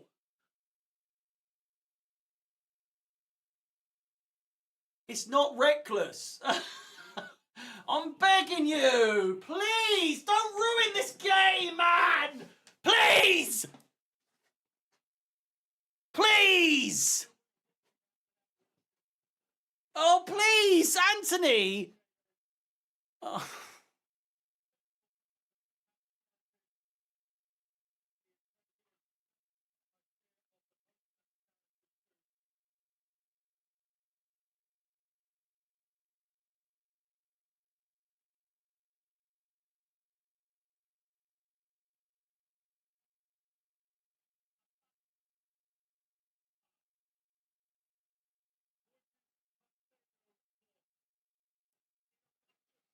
The most Chelsea thing to ever happen, ever.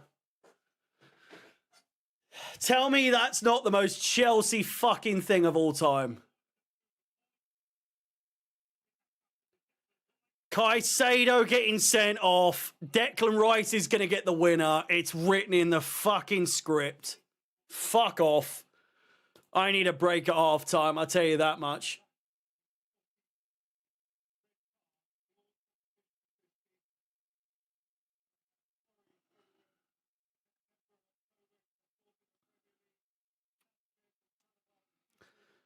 Suspended for 3 games. What are you fucking doing? Can I just say, Caicedo, what are you doing?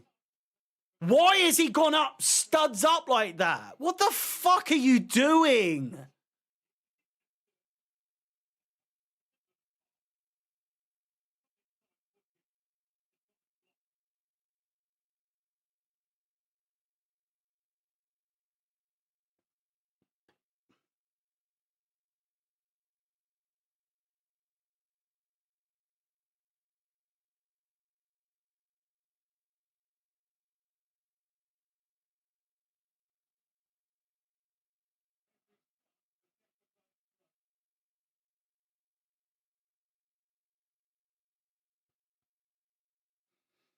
Unbelievable.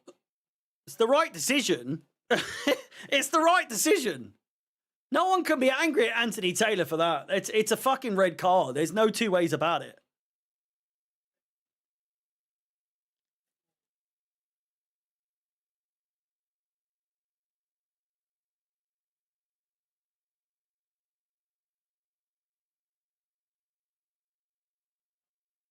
Just avoid going in at halftime 1-0 down. I beg.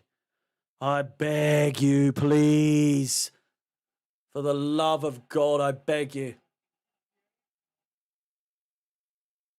Caicedo is writhing around in pain, holding his eye, by the way.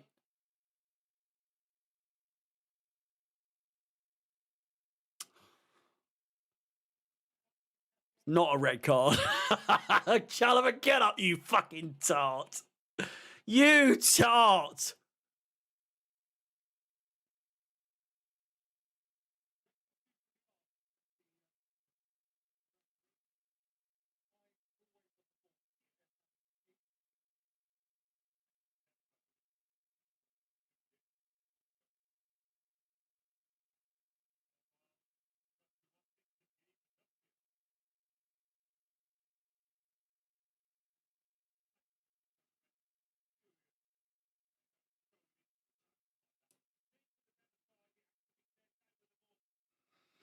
Yeah, I totally agree, by the way.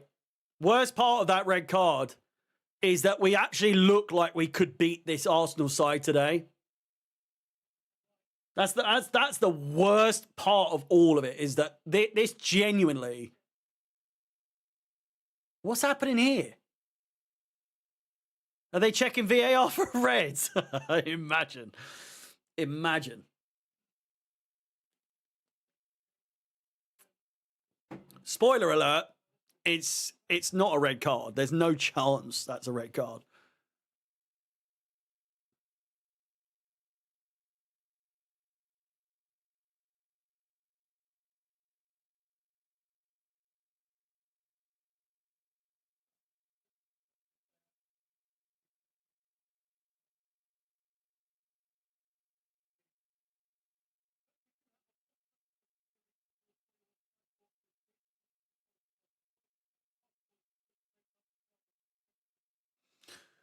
Oh, they're protesting, but I don't get it. There's nothing to protest. It's not a red card. Just fucking hell. Can't. It's just not that bad. Get up, man. Fuck's sake.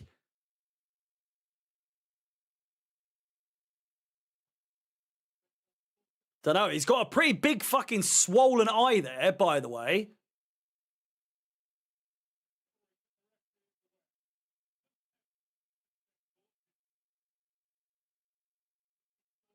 He's got a fucking lump, a massive lump on his eye. Look at that! What do you mean?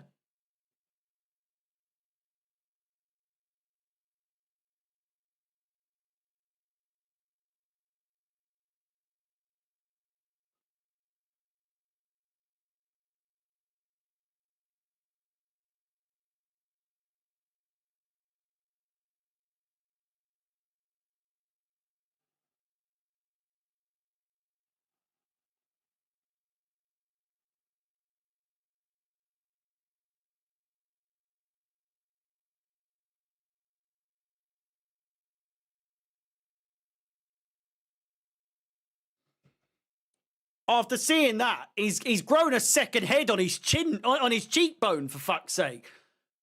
How have they not even looked at that?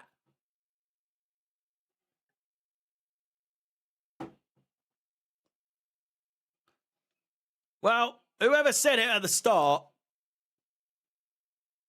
we were always going to get a red card. I was going to say Caicedo, but I avoided it because I didn't want it to be true. Here's a chance. Corner ball for Arsenal. I avoided saying Caicedo because I didn't want to put the mockers on it, but might as well have fucking said it. 10 minutes of extra time. I need a piss so bad. I need a fag as well. Christ, goals from set pieces. People take the piss out of Arsenal for scoring 10. We've scored 8. 8. Ed, if you're wondering if there's a red card, mate, if you look here, you see that? Little chicka, chicka, chicka. There's a red card there, mate. Arsenal doesn't have one, mate. So it's not a red card. Hope that answers your question. Esteval with the cross. Terrible.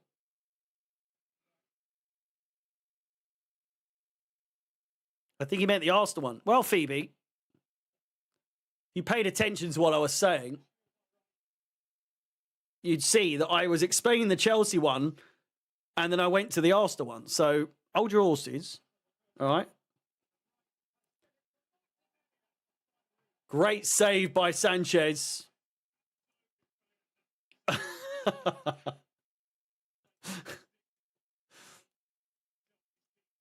5 minutes of added time.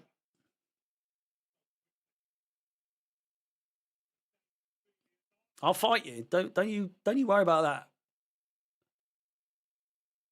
James, get it, son. Go on. The way that bounced up for James there, just hit it. Gusto could get his second in his entire career here today. Did anyone see Cucurella when Gusto got his 100th appearance plaque thing? And he goes, 100 one goal in 100 games. Wow.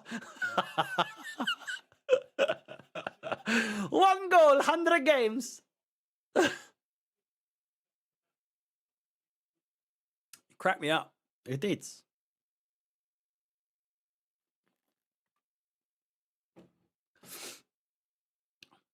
We always do this. Well, we love to make games as hard as possible for ourselves. Say that much. Calling for handball there. Enzo Fernandez is fuming. Cucurella clears away. Cleared away again by Enzo.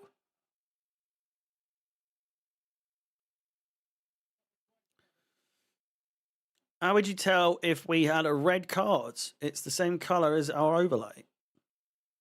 Well, it looks like this, mate. Do you want to see? I've got it just in case. Does that? Oh, wait, hang on.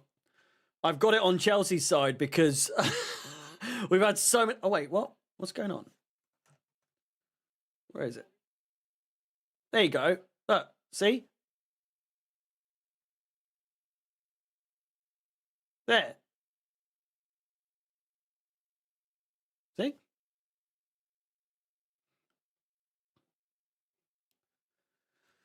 Don't, you know, I know what I'm doing. I've been doing this a long time. I know what I'm doing. I'm the editor, I'm the producer, I'm the talent, I'm all of it. You know, I've been doing this long enough. God, I need a piss. So bad. I've done well. Hour and 45 minutes without a piss. Sadly, I've broken the seal. A one-man show. That's what I am. Corner comes in from Arsenal, punched away by Sanchez. Martinelli, Esteval, Pedro Neto on the right. If we could fucking bag a goal before half-time, I tell you what. A one-man show, a compliment. I know that was a compliment. Glenn, I'll take that all the way to the bank, mate. Thank you very much. Cross it. Ah! Oh, fucking hell, what a chance. Gusto with the cross. Back post, no one there. Saka's going to go down like a sack of shit. Done well, though, to be fair. Bless him. He's absolutely out-muscled Cucurella there.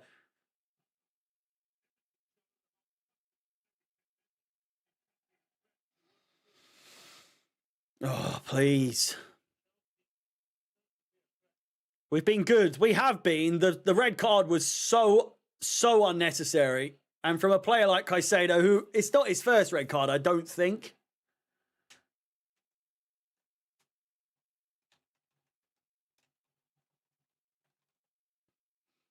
What's his career so far this season? Is this his second yellow? No, 0 red cards this season. That's his first one. Oh, I need the toilet so bad. Blow the whistle, ref, please. Didn't he get a red in his first game? Probably. Kick it.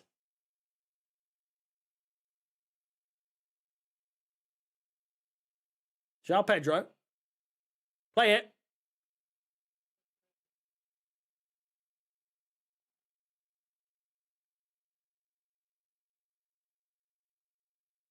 Enzo. Get up, man. What is this?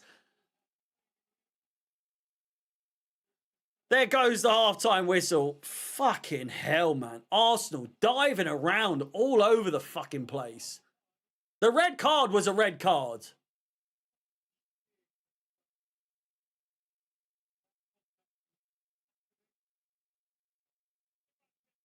Jesus Christ. Unbelievable. Well, 0-0. That's the main thing. That's the main thing. Down to 10 men, unfortunately, but we'll see how it goes in the second half. I will be about 5 to 8 minutes. I'm going to go to the toilet, freshen up, and I'll be back for the second half. Please like the stream. Let's try and get to 150 before the second half commences and get to 200 before the full-time whistle. Again, like the video, subscribe, hit the bell notification. We're on the road to 16,000 subscribers, if you couldn't tell. Chelsea 0, Arsenal 0. I'll see you in just a few minutes' time.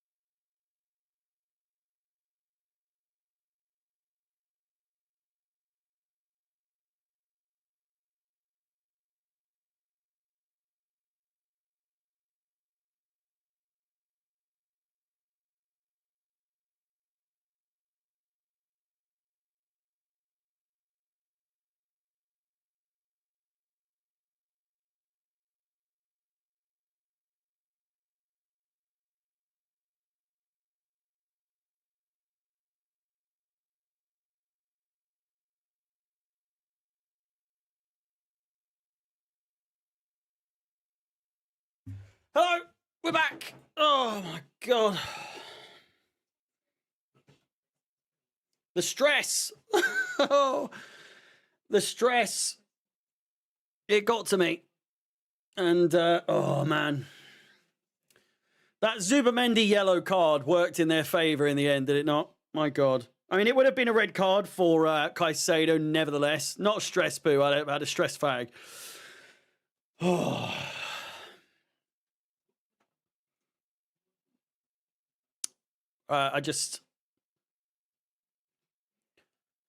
It's hard to imagine Chelsea win here, but the way we've played up until now, man, if without that red card, I would have been coming into this second half thinking we can win this. We can win this so badly, like so well. Is Havertz on the bench? He's not on the bench. Havertz isn't on the bench, thankfully. But Madueke can still win it. And it's just, it seems like one of those games, does it not? It just seems like one of those games where I can smell it. Cole has to come on in the second half. What do we do? What do we do, right? Shall we have a look? Let's do our managerial masterclass ourselves, shall we? So Caicedo is off. Have I got a red card? I don't think I've got a red card. Is it here? No, not that. I've got a red card somewhere.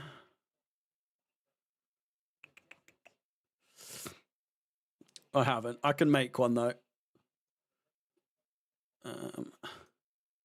Garnacho is coming on. Fucking hell.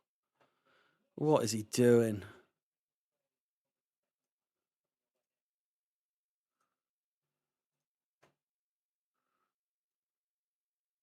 Garnacho coming on. Oh, kill me. Oh, Maresca. Oh, I've been backing you so much lately. Fuck. What are you doing? Oh. Right, realistically, what can we do here? What can we do? So we know that Garnacho's, I reckon Esteval's off, you know. I reckon he takes Esteval off.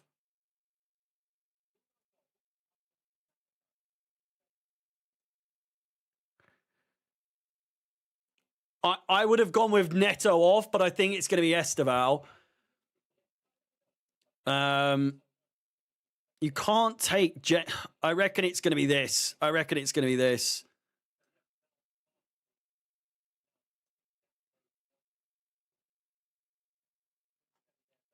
Oh, man. I don't know.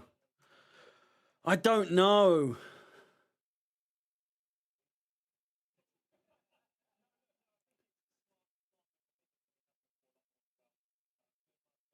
Miles Skelly is coming on. Can't take off Esteval. I think he does. So let's just take Caicedo out of the equation altogether.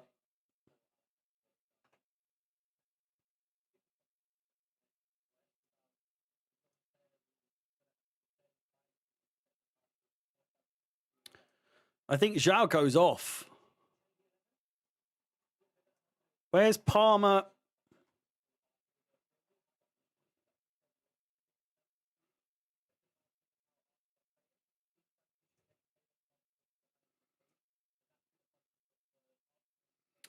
I don't know. 4-4-1? 4. We're going to have to, I have to see. Is Esteval off? Is he?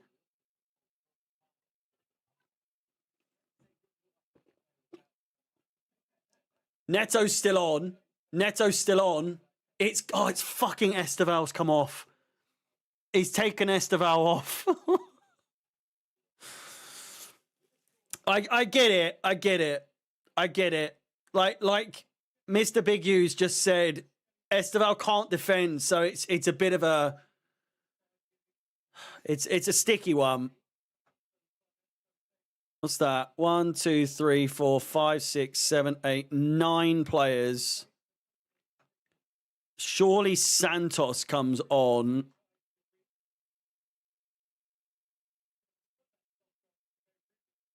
Maybe that.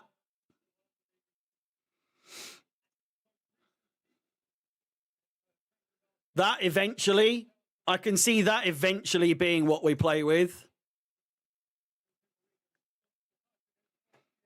I don't know.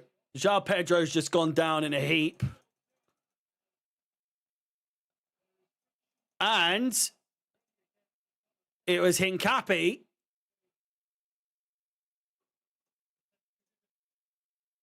who's already on a booking, if I'm not mistaken. No, it's not. It's not a yellow card.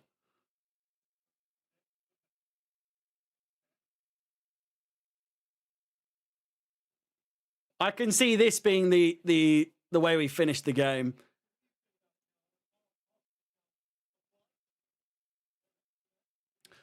Like the stream, 150 likes on the stream.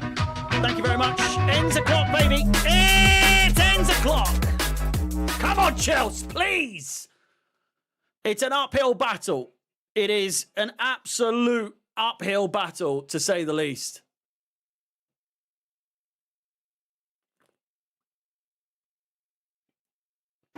João Pedro needs to fucking chill the fuck out. Calm down!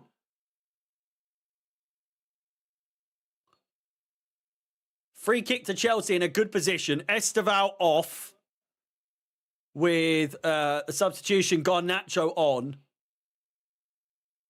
It's James with the cross. Decent, great. Oh, fucking hell, Raya with an unbelievable save. Unbelievable. What a beg. What a beg. Oh, it's a great header by João Pedro at the back post. I think it was going wide. What a save. Corner. Chance! It's in! It's in! It's in! It's fucking in! Trevor Chalobah makes it 1-0. Yes! Come on! Come on! Come on! It ends the clock! Oh, yes! Oh! From a set piece of all things! Oh, it's a glorious header. Brilliant cross from James. Glancing header. From the headpiece of Trevor Chalobah. Lofts it over everyone. Into the corner. Oh, what a goal. What a goal.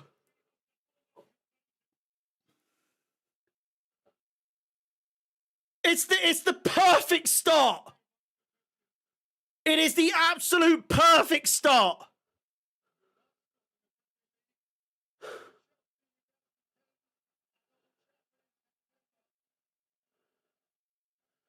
Oh my God.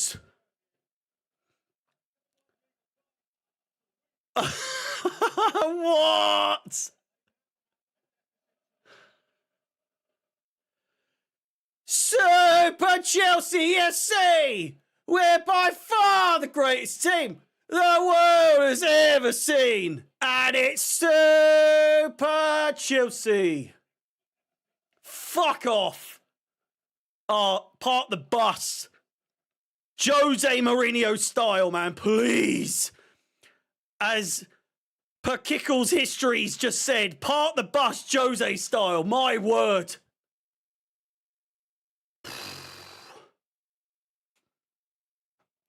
Wow. Park it. Park it. Please. Oh, there's a long way to go. Saka. Shot. Saved by Sanchez. Unbelievably well.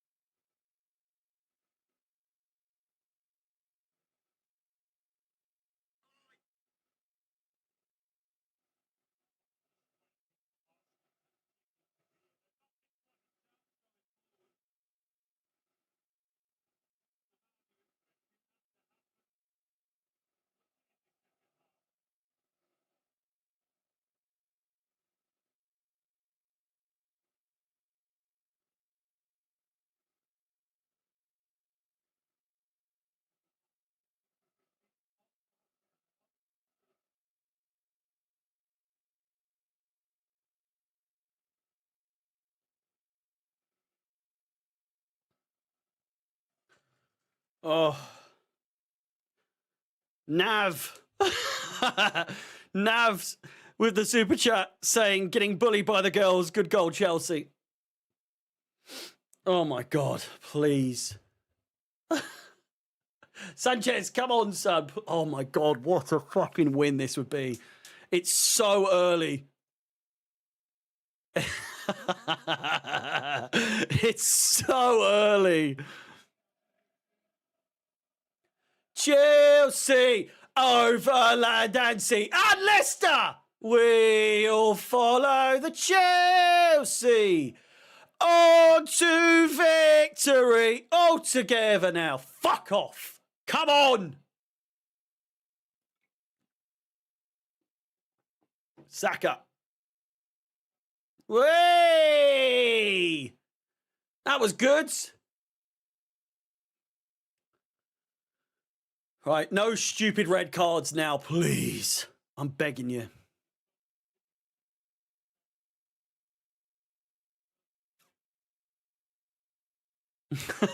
Nav, come on. I mean, feel free. But let's not be silly now. You're that confident Chelsea will lose, are you?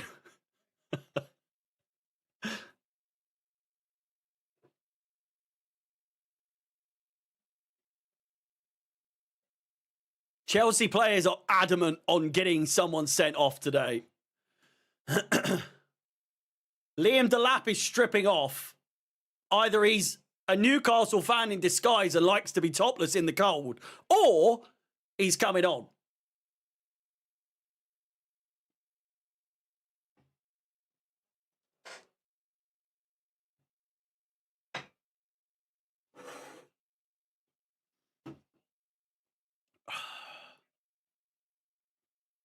It's too early to pick out the man of the match. If we win this, it's Trevor Chalobah. I don't care who's played better than him. If he's won the game with that goal, it's Trevor Chalobah all the way. The way people defend Maresca is the way I am. The way I defend Trevor Chalobah, by the way. I feel like it's a similar sort of thing. Do you know what I mean? People do not respect Trevor Chalobah the way I think they should. And I imagine it's the way people think that I should respect Maresca. Great save by Sanchez. Blasted across the 6-yard box. So it's a terrible throw out. James, get up! Come on! Carry on! Timber, yellow cards. James just couldn't stay on his feet. We would have been away, man. We're making an offensive sub. What is going on with Maresca? I'm standing at the bar with Trevor Chalobah. I'm standing at the bar.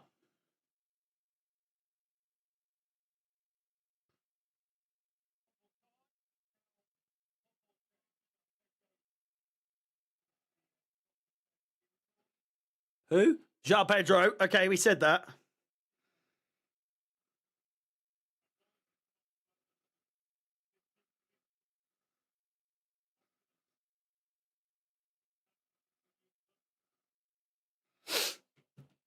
Oh. Guiu, yeah, no. If I would suggest, though, and I say this with full chest, I love Confident Harry, but normally ends in heartbreak. Yeah, it usually does. Fucking hell. Can you not... Where's it's not a terrible cross. Get it out!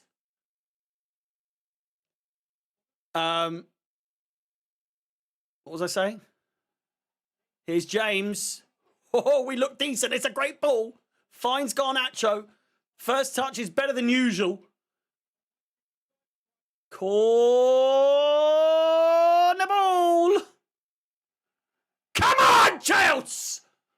Fuck! Oh, I forgot what I was saying.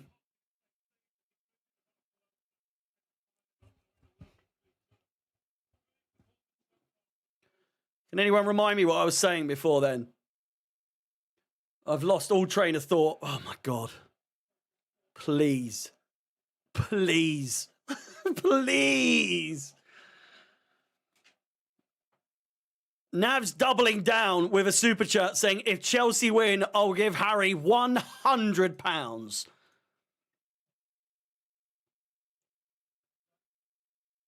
It's a big payday, boys and girls. Smash the like on that super chat so that we don't forget. I've lost my train of thought, yeah. I'm all over the place.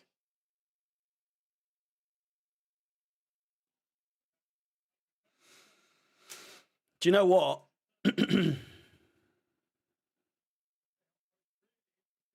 Oh, what? I can't. Wait. What? Madueke's coming on. I can't.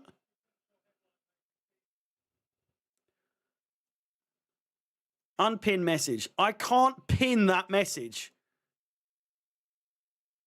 I can't pin that super chat. That's so annoying. Then speaking about our Chelsea, shoot your confidence down. I don't know.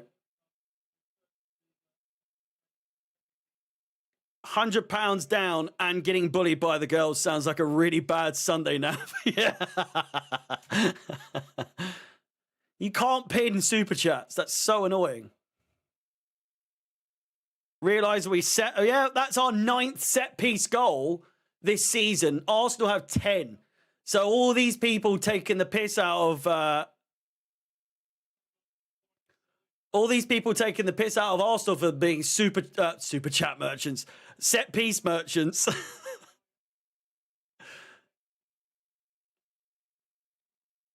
we're one less than them. Yeah, I'm fully aware that we're you know, Madueke's going to get the goal, man. It's so obvious.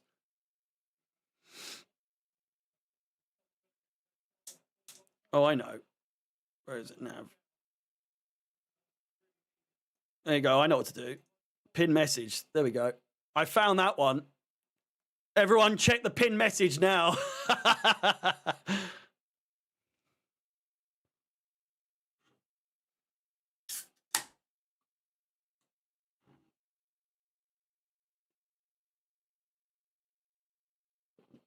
It's official.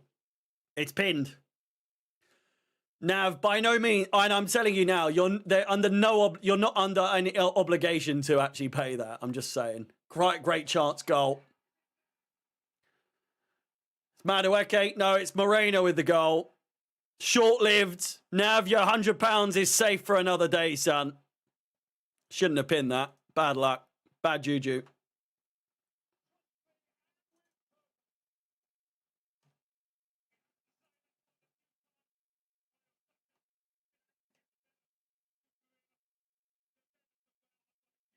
Saka really well there. Great cross. Took Kukurea for a fucking hot dog. Arsenal with a goal. 1-1.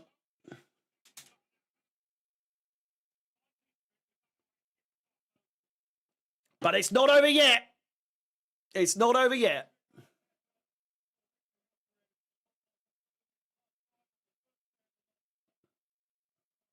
Oh, I know what I was saying. I was saying if Delap gets sent off in this game, because he came on as the sub, I was saying if Delap gets sent off in this game, it's over for him. For me, personally, I'm just so over that. Rather irrelevant right now in the scheme of things, but can we all acknowledge we were always going to concede in this game? Like, calm down. Calm down. It's okay.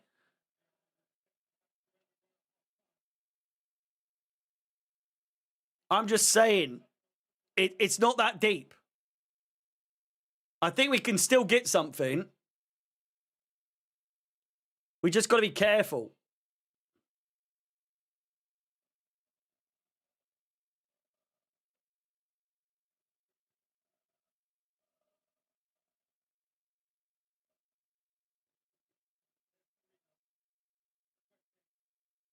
Great tackle there by Enzo. Delap.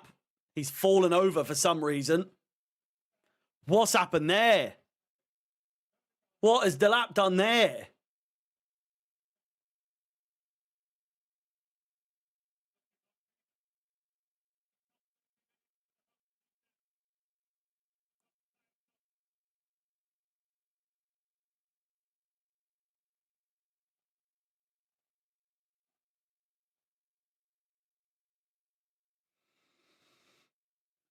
Delap is so shit. He's so bad. I'm hoping this puts the jinx on it. No one clip me as if I'm like I do like Delap, I must say. He's so shit though, isn't he? God. He's never gonna score in this game. Oh. Hey, Delap, there's no way he's gonna score. Ever. He's so shit. Liam Delap, son of Rory Delap. He couldn't hit a barn door. He couldn't. He couldn't. He couldn't, could he? No, he can't. Nah, but it's okay. Don't worry.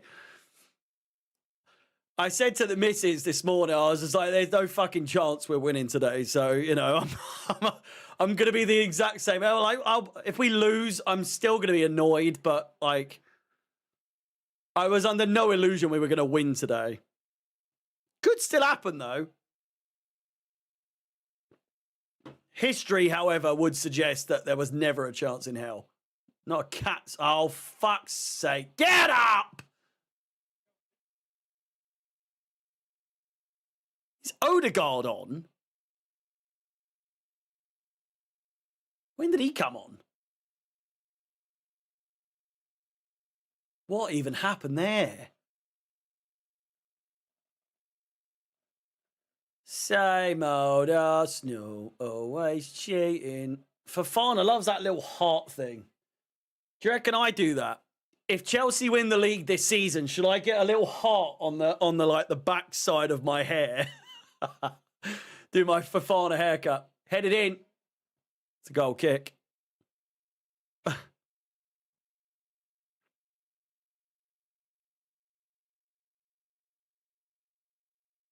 Oh.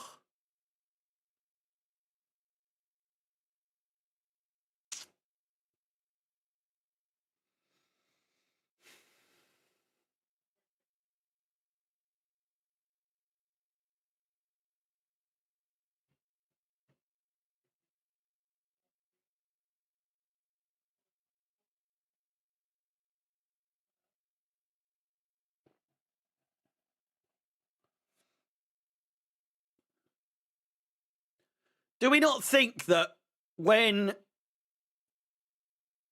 15 goal record is safe, at least we've got a goal against them to try and like rectify that? In hindsight, I feel like Palmer on instead of... And by the way, just to clarify, I did say this. This was my 11 or my 10. Santos on, Garnacho on, Palmer on for João Pedro. When we're 1-0 up, I feel like Palmer on would have been fantastic as a substitution. I'm just saying. I feel like that would have given us a little bit extra sort of oomph, you know? But hindsight is a wonderful thing, all that bollocks.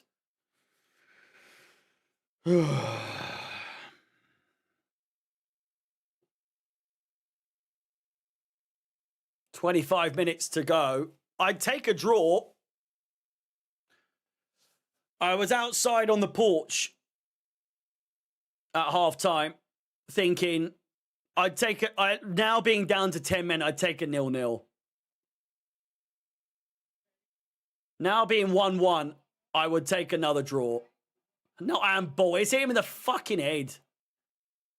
I'd take a 1-1. I never wanted to take a draw, but I could see it. A draw being sufficient, you know. Lovely play by Neto. Gets away from his man. Gusto in space. Oh, Nacho. Fucking hell. Garnacho's first touch is so bad.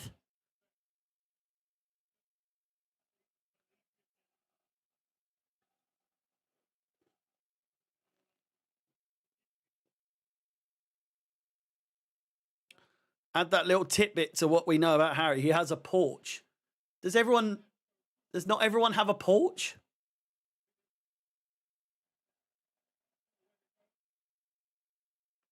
Even in my old flat, I had a porch, albeit it was an inside porch, but part of like a block of flats. I still had a porch. Just this one, it's an outside porch, you know? Do we not all have a porch? That might be the most Tory thing I've ever said. Is a porch not just like a general thing? I mean, it's just like the outside of your front door, no? Or your back door.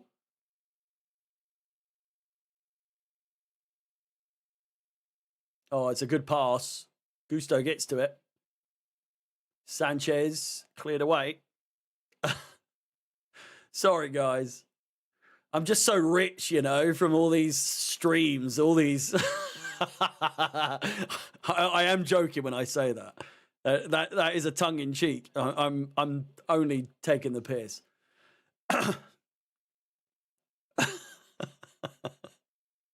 Say alley or garden.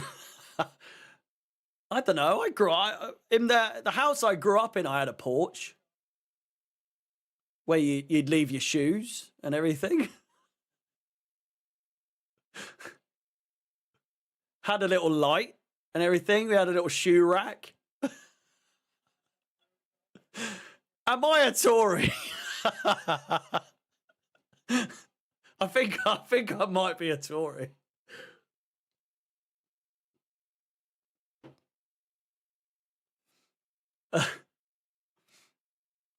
Sorry, guys.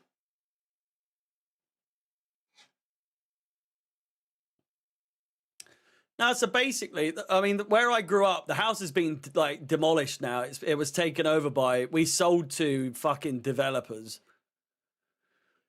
So my like childhood home was knocked down and turned into flats, basically, which I'm fuming about because I always wanted to like live in that house one day. But essentially, you'd go through the front door. And it would just be fuck. It would be, fucking hell, that hurt. You'd go through and there'd be a room. There's like a little room. And I think whoever lived there before must have done like a little conversion or whatever, because it had like a brick wall in it. And it was just a little room where it would be like a door, a little area, and then there'd be another, like basically the front door. And we just call it the porch, you know? It's a weird, but listen, my dad is the most cockney geese you've ever fucking met in your life. I lived a very weird lifestyle growing up. Not lifestyle, but like my mum is very posh. And then my dad was born in Kilburn. And I've said this a few times. He's the most cockney geese you've ever fucking met in your life. So I've got the outhouse, yeah. It's a weird one. I'm not a Tory, I swear.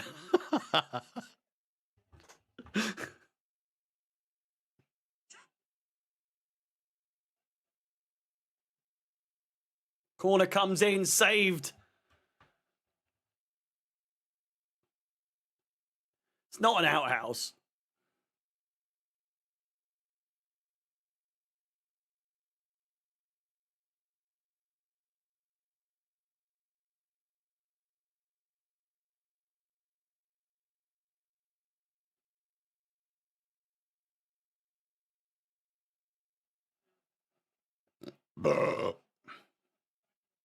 Garnacho, good first touch for a change. Here he comes. Correa crossed in. Neto, header. Saved by the keeper.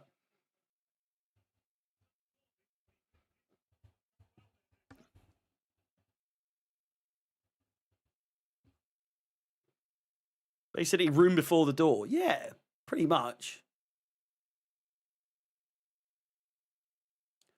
And then my bedroom was, you go through the front door, and in that room, we used to have a garage, but then in that room, we had like a conversion, turn the garage into like a bedroom, ensuite, and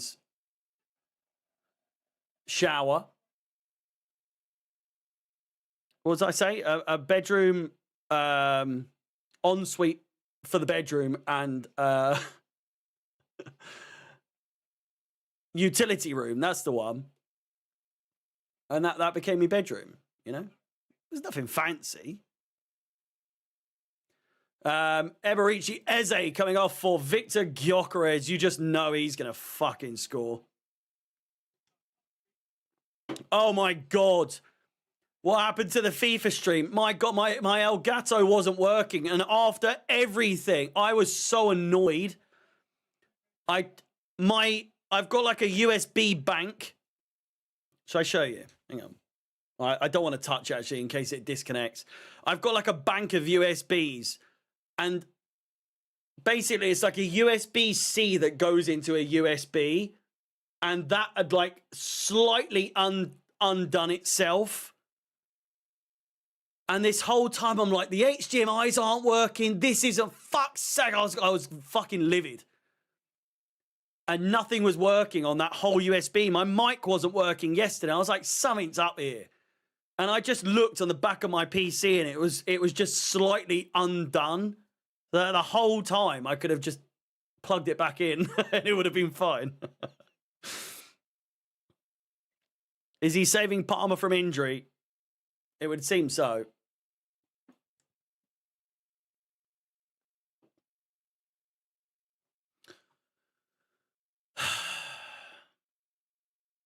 Odegaard. Handicap. Madueke.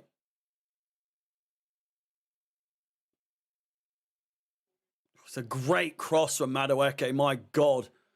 That might be the best cross I've seen Madueke do at Stamford Bridge. Crossed across the goal from Saka straight into the hands of Sanchez. It's a great save. Risk Palmer for the winner. I'm praying for a winner like he got against United a couple of years ago. Just do it. Do it, man. Fucking come on. Listen, I'm not being funny. I'm just saying. We've done pretty well without Palmer. But that injection of cold, you know, cryotherapy being Cole Palmer. If he gets hurt in this game but gets us the, something close to a winner or the winner or whatever, so be it. I don't think we desperately need Cole Palmer to be successful this season.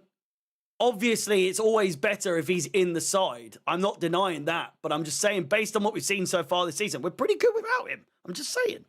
I'm just saying.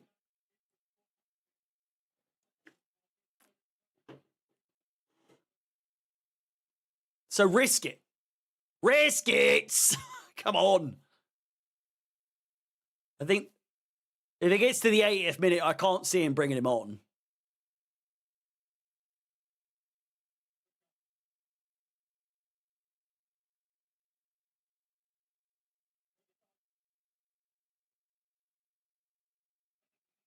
He's Chalobah. Standing. Oh, that's so shit, mate. Get back. What are you doing?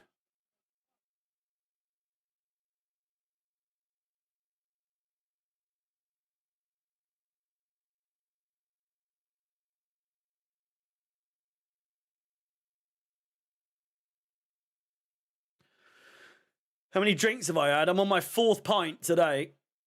I'm taking it slow so far.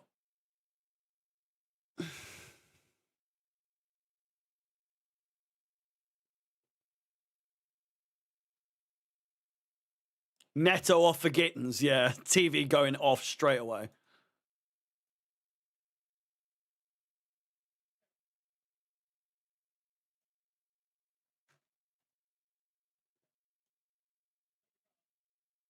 Oh, they've won it. Fuck. Goal kick. Brilliant tackle by Wesley Fofana. My God. He might be shit at driving, but God, can he defend? Fuck.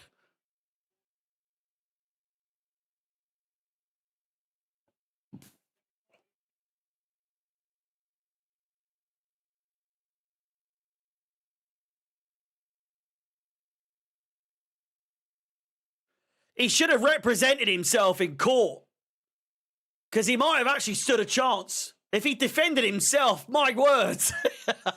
The boy, he might be driving today.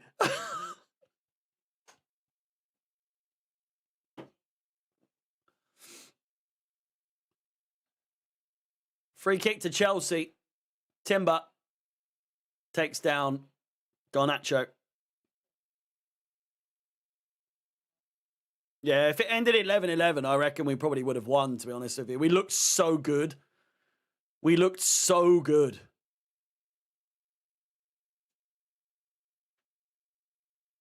All we can hope for is a red card for Arsenal with within the next 5 minutes, 5-6 minutes. Just a reckless red card. Do you know what I mean?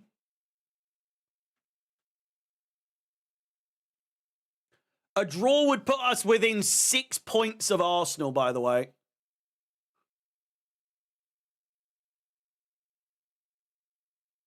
It's not over with a draw. Oh, good chance there. Headed back in. Bit of a mix-up in the box. Chance here. Delap shot was so obvious. As soon as he shot, it was like Delap with a shot. It's worth an effort, but it was just so obviously not going to go in the goal.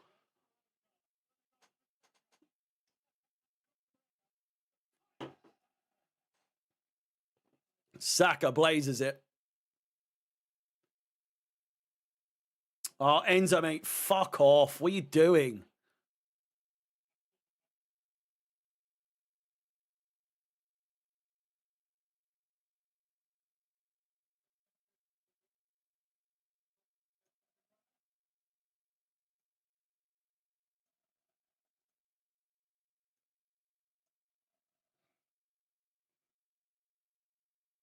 The Prem ends today if Arsenal win. Man City are within 5 points. We're 6 points if it ends a draw. There's still a lot to play for, to be honest with you.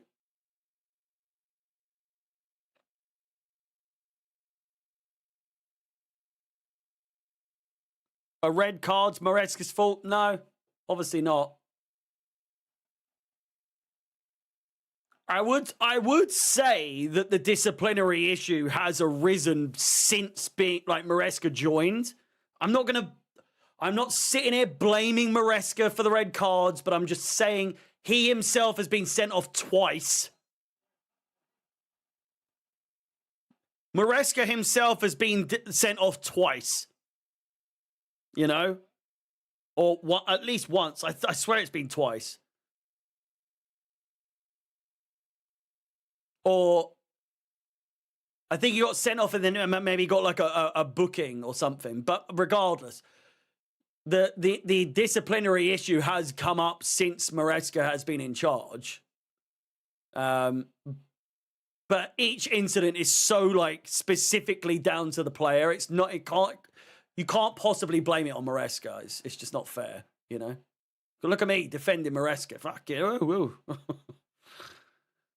What's happened? Well, Palmer on now. It's not going to make a difference.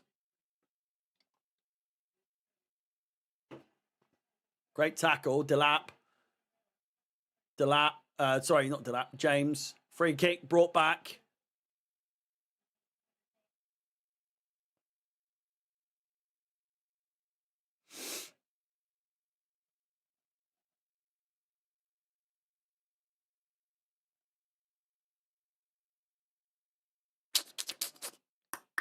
Is that a flying pig? Jesus.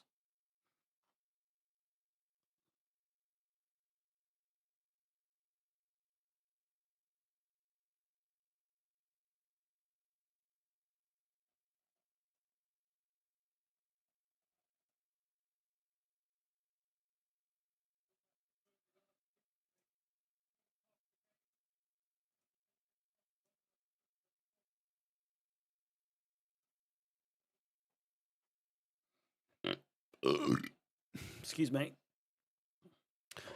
We are 20 likes away from 200 likes on the stream. Boys and girls, we have not hit 200 likes in a fucking long time. I can tell you exactly when. And also, we are 33 subscribers away from 16,000. If we could hit 16,000 before the end of the 2025 calendar year, that would be fantastic. When was the last time we hit 200 likes? It's been a long time. Oh, no, it hasn't been that long. Chelsea versus Sunderland. We got 205. Wow. Surprising. It wasn't that long ago, to be fair. Not that long ago at all.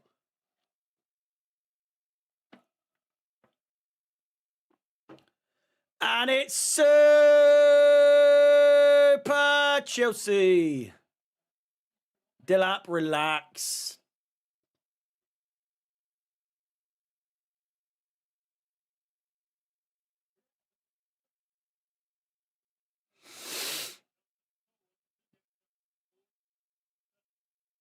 It's Rich AO. Thank you very much, mate. Do appreciate that. 7 minutes or so to go of regular time. Chelsea have not come really close to scoring since, well, we scored, I suppose. If we do win this somehow, I don't know what I'm going to do. I'd say there's more likelihood of them getting a goal, to be honest with you.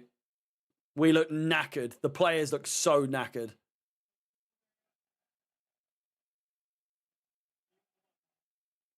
Madueke takes it out. In typical fashion, Madueke runs it out at the byline for a goal kick. Wow. Yes, I will be live at full time for the match reaction, live match review on this channel. About 5 minutes after the full-time whistle. So please do stay tuned. And we can, of course, talk about the game, talk about the result, everything.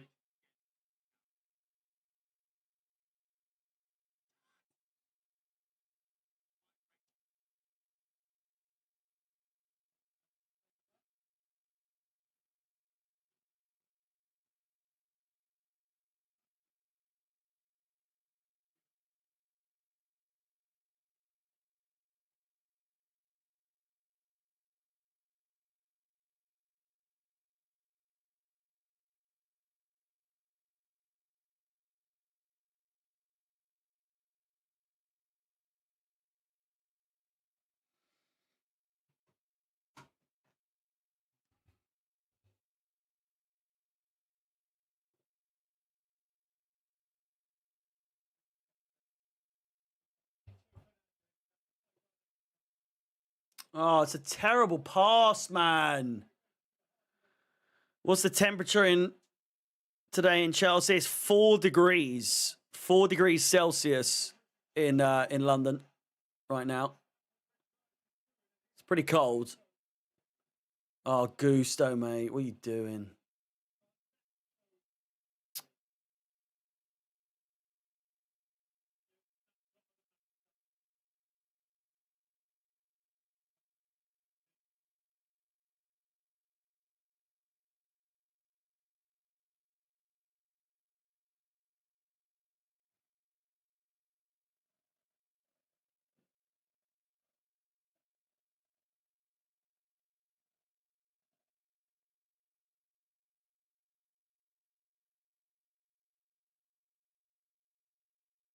Saka. Madueke. Odegaard crossed in. Saved by Sanchez. Good chance here for the counter-attack. Palmed out well by Sanchez. Here's Pedro Neto. Come on. Oh, please. Go all the way, son. Do it. It's worth an effort, but...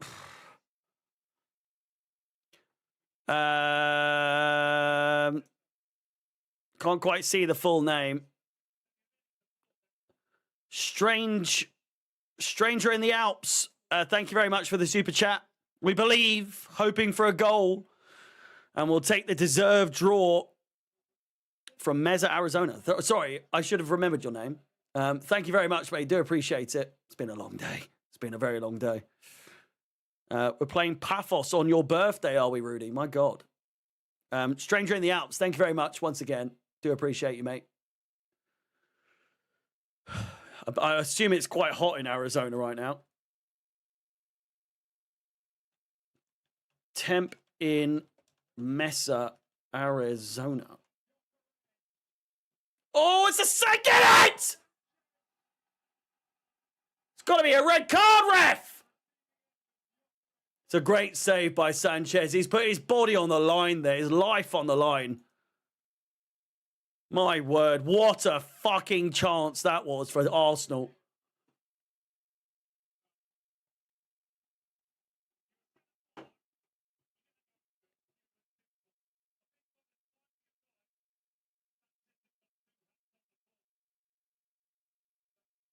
This could be a red.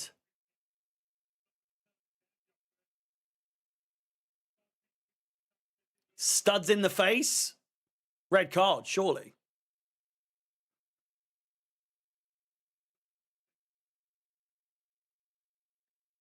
Don't know if I want to see this. Go on, Sanchez, son. Go on. Absolutely nothing in there. He's fine. He's fine. Maybe a knee in the face, but oh, come on, man. There's nothing in that.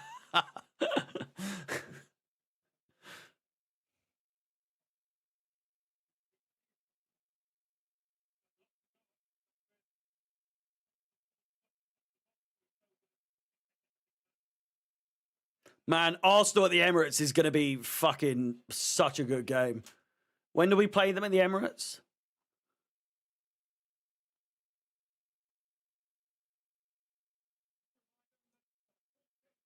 '28th of February. 28th of February.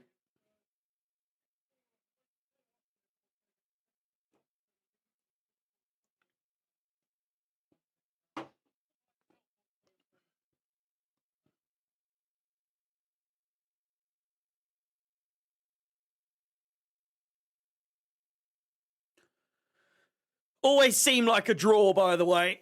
Even on the outset, I didn't want to say draw because I don't know, would have been boring, wouldn't it? But in hindsight, I know the game's not over yet, but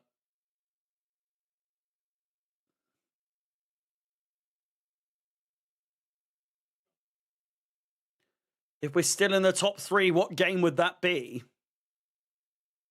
I can check for you. So we're on match 13, 14, 15, 16, 17, 18, 19, 20, 21, 22, 23, 24, 25, 26, 27, 28. That would be match week 28 for Chelsea, by the way. 4 minutes of additional time.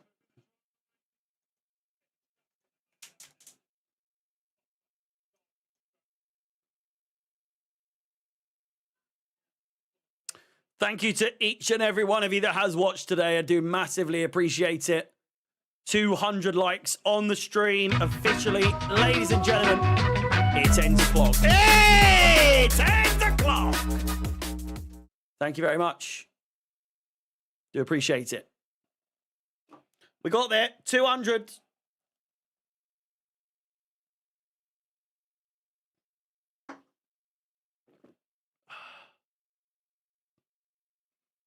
God, that one went down like a dream, by the way.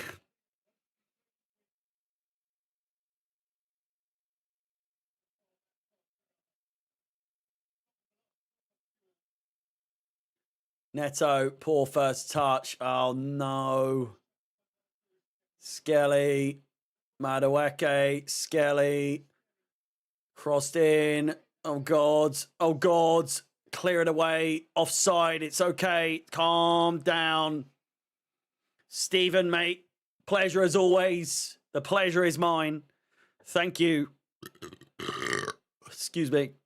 Thank you for tuning in. Do appreciate it. Next game is not too far away. It's on Wednesday. We've got a game against Leeds on Wednesday. 8:15 kickoff. Excuse me. Might be half an hour, 45-minute build-up for that game. Bit of a weird one. We're into the festive period. So check your calendar and whatnot. We are away. It's away against Leeds. 3rd this Wednesday. And then we got a game against Bournemouth on Saturday.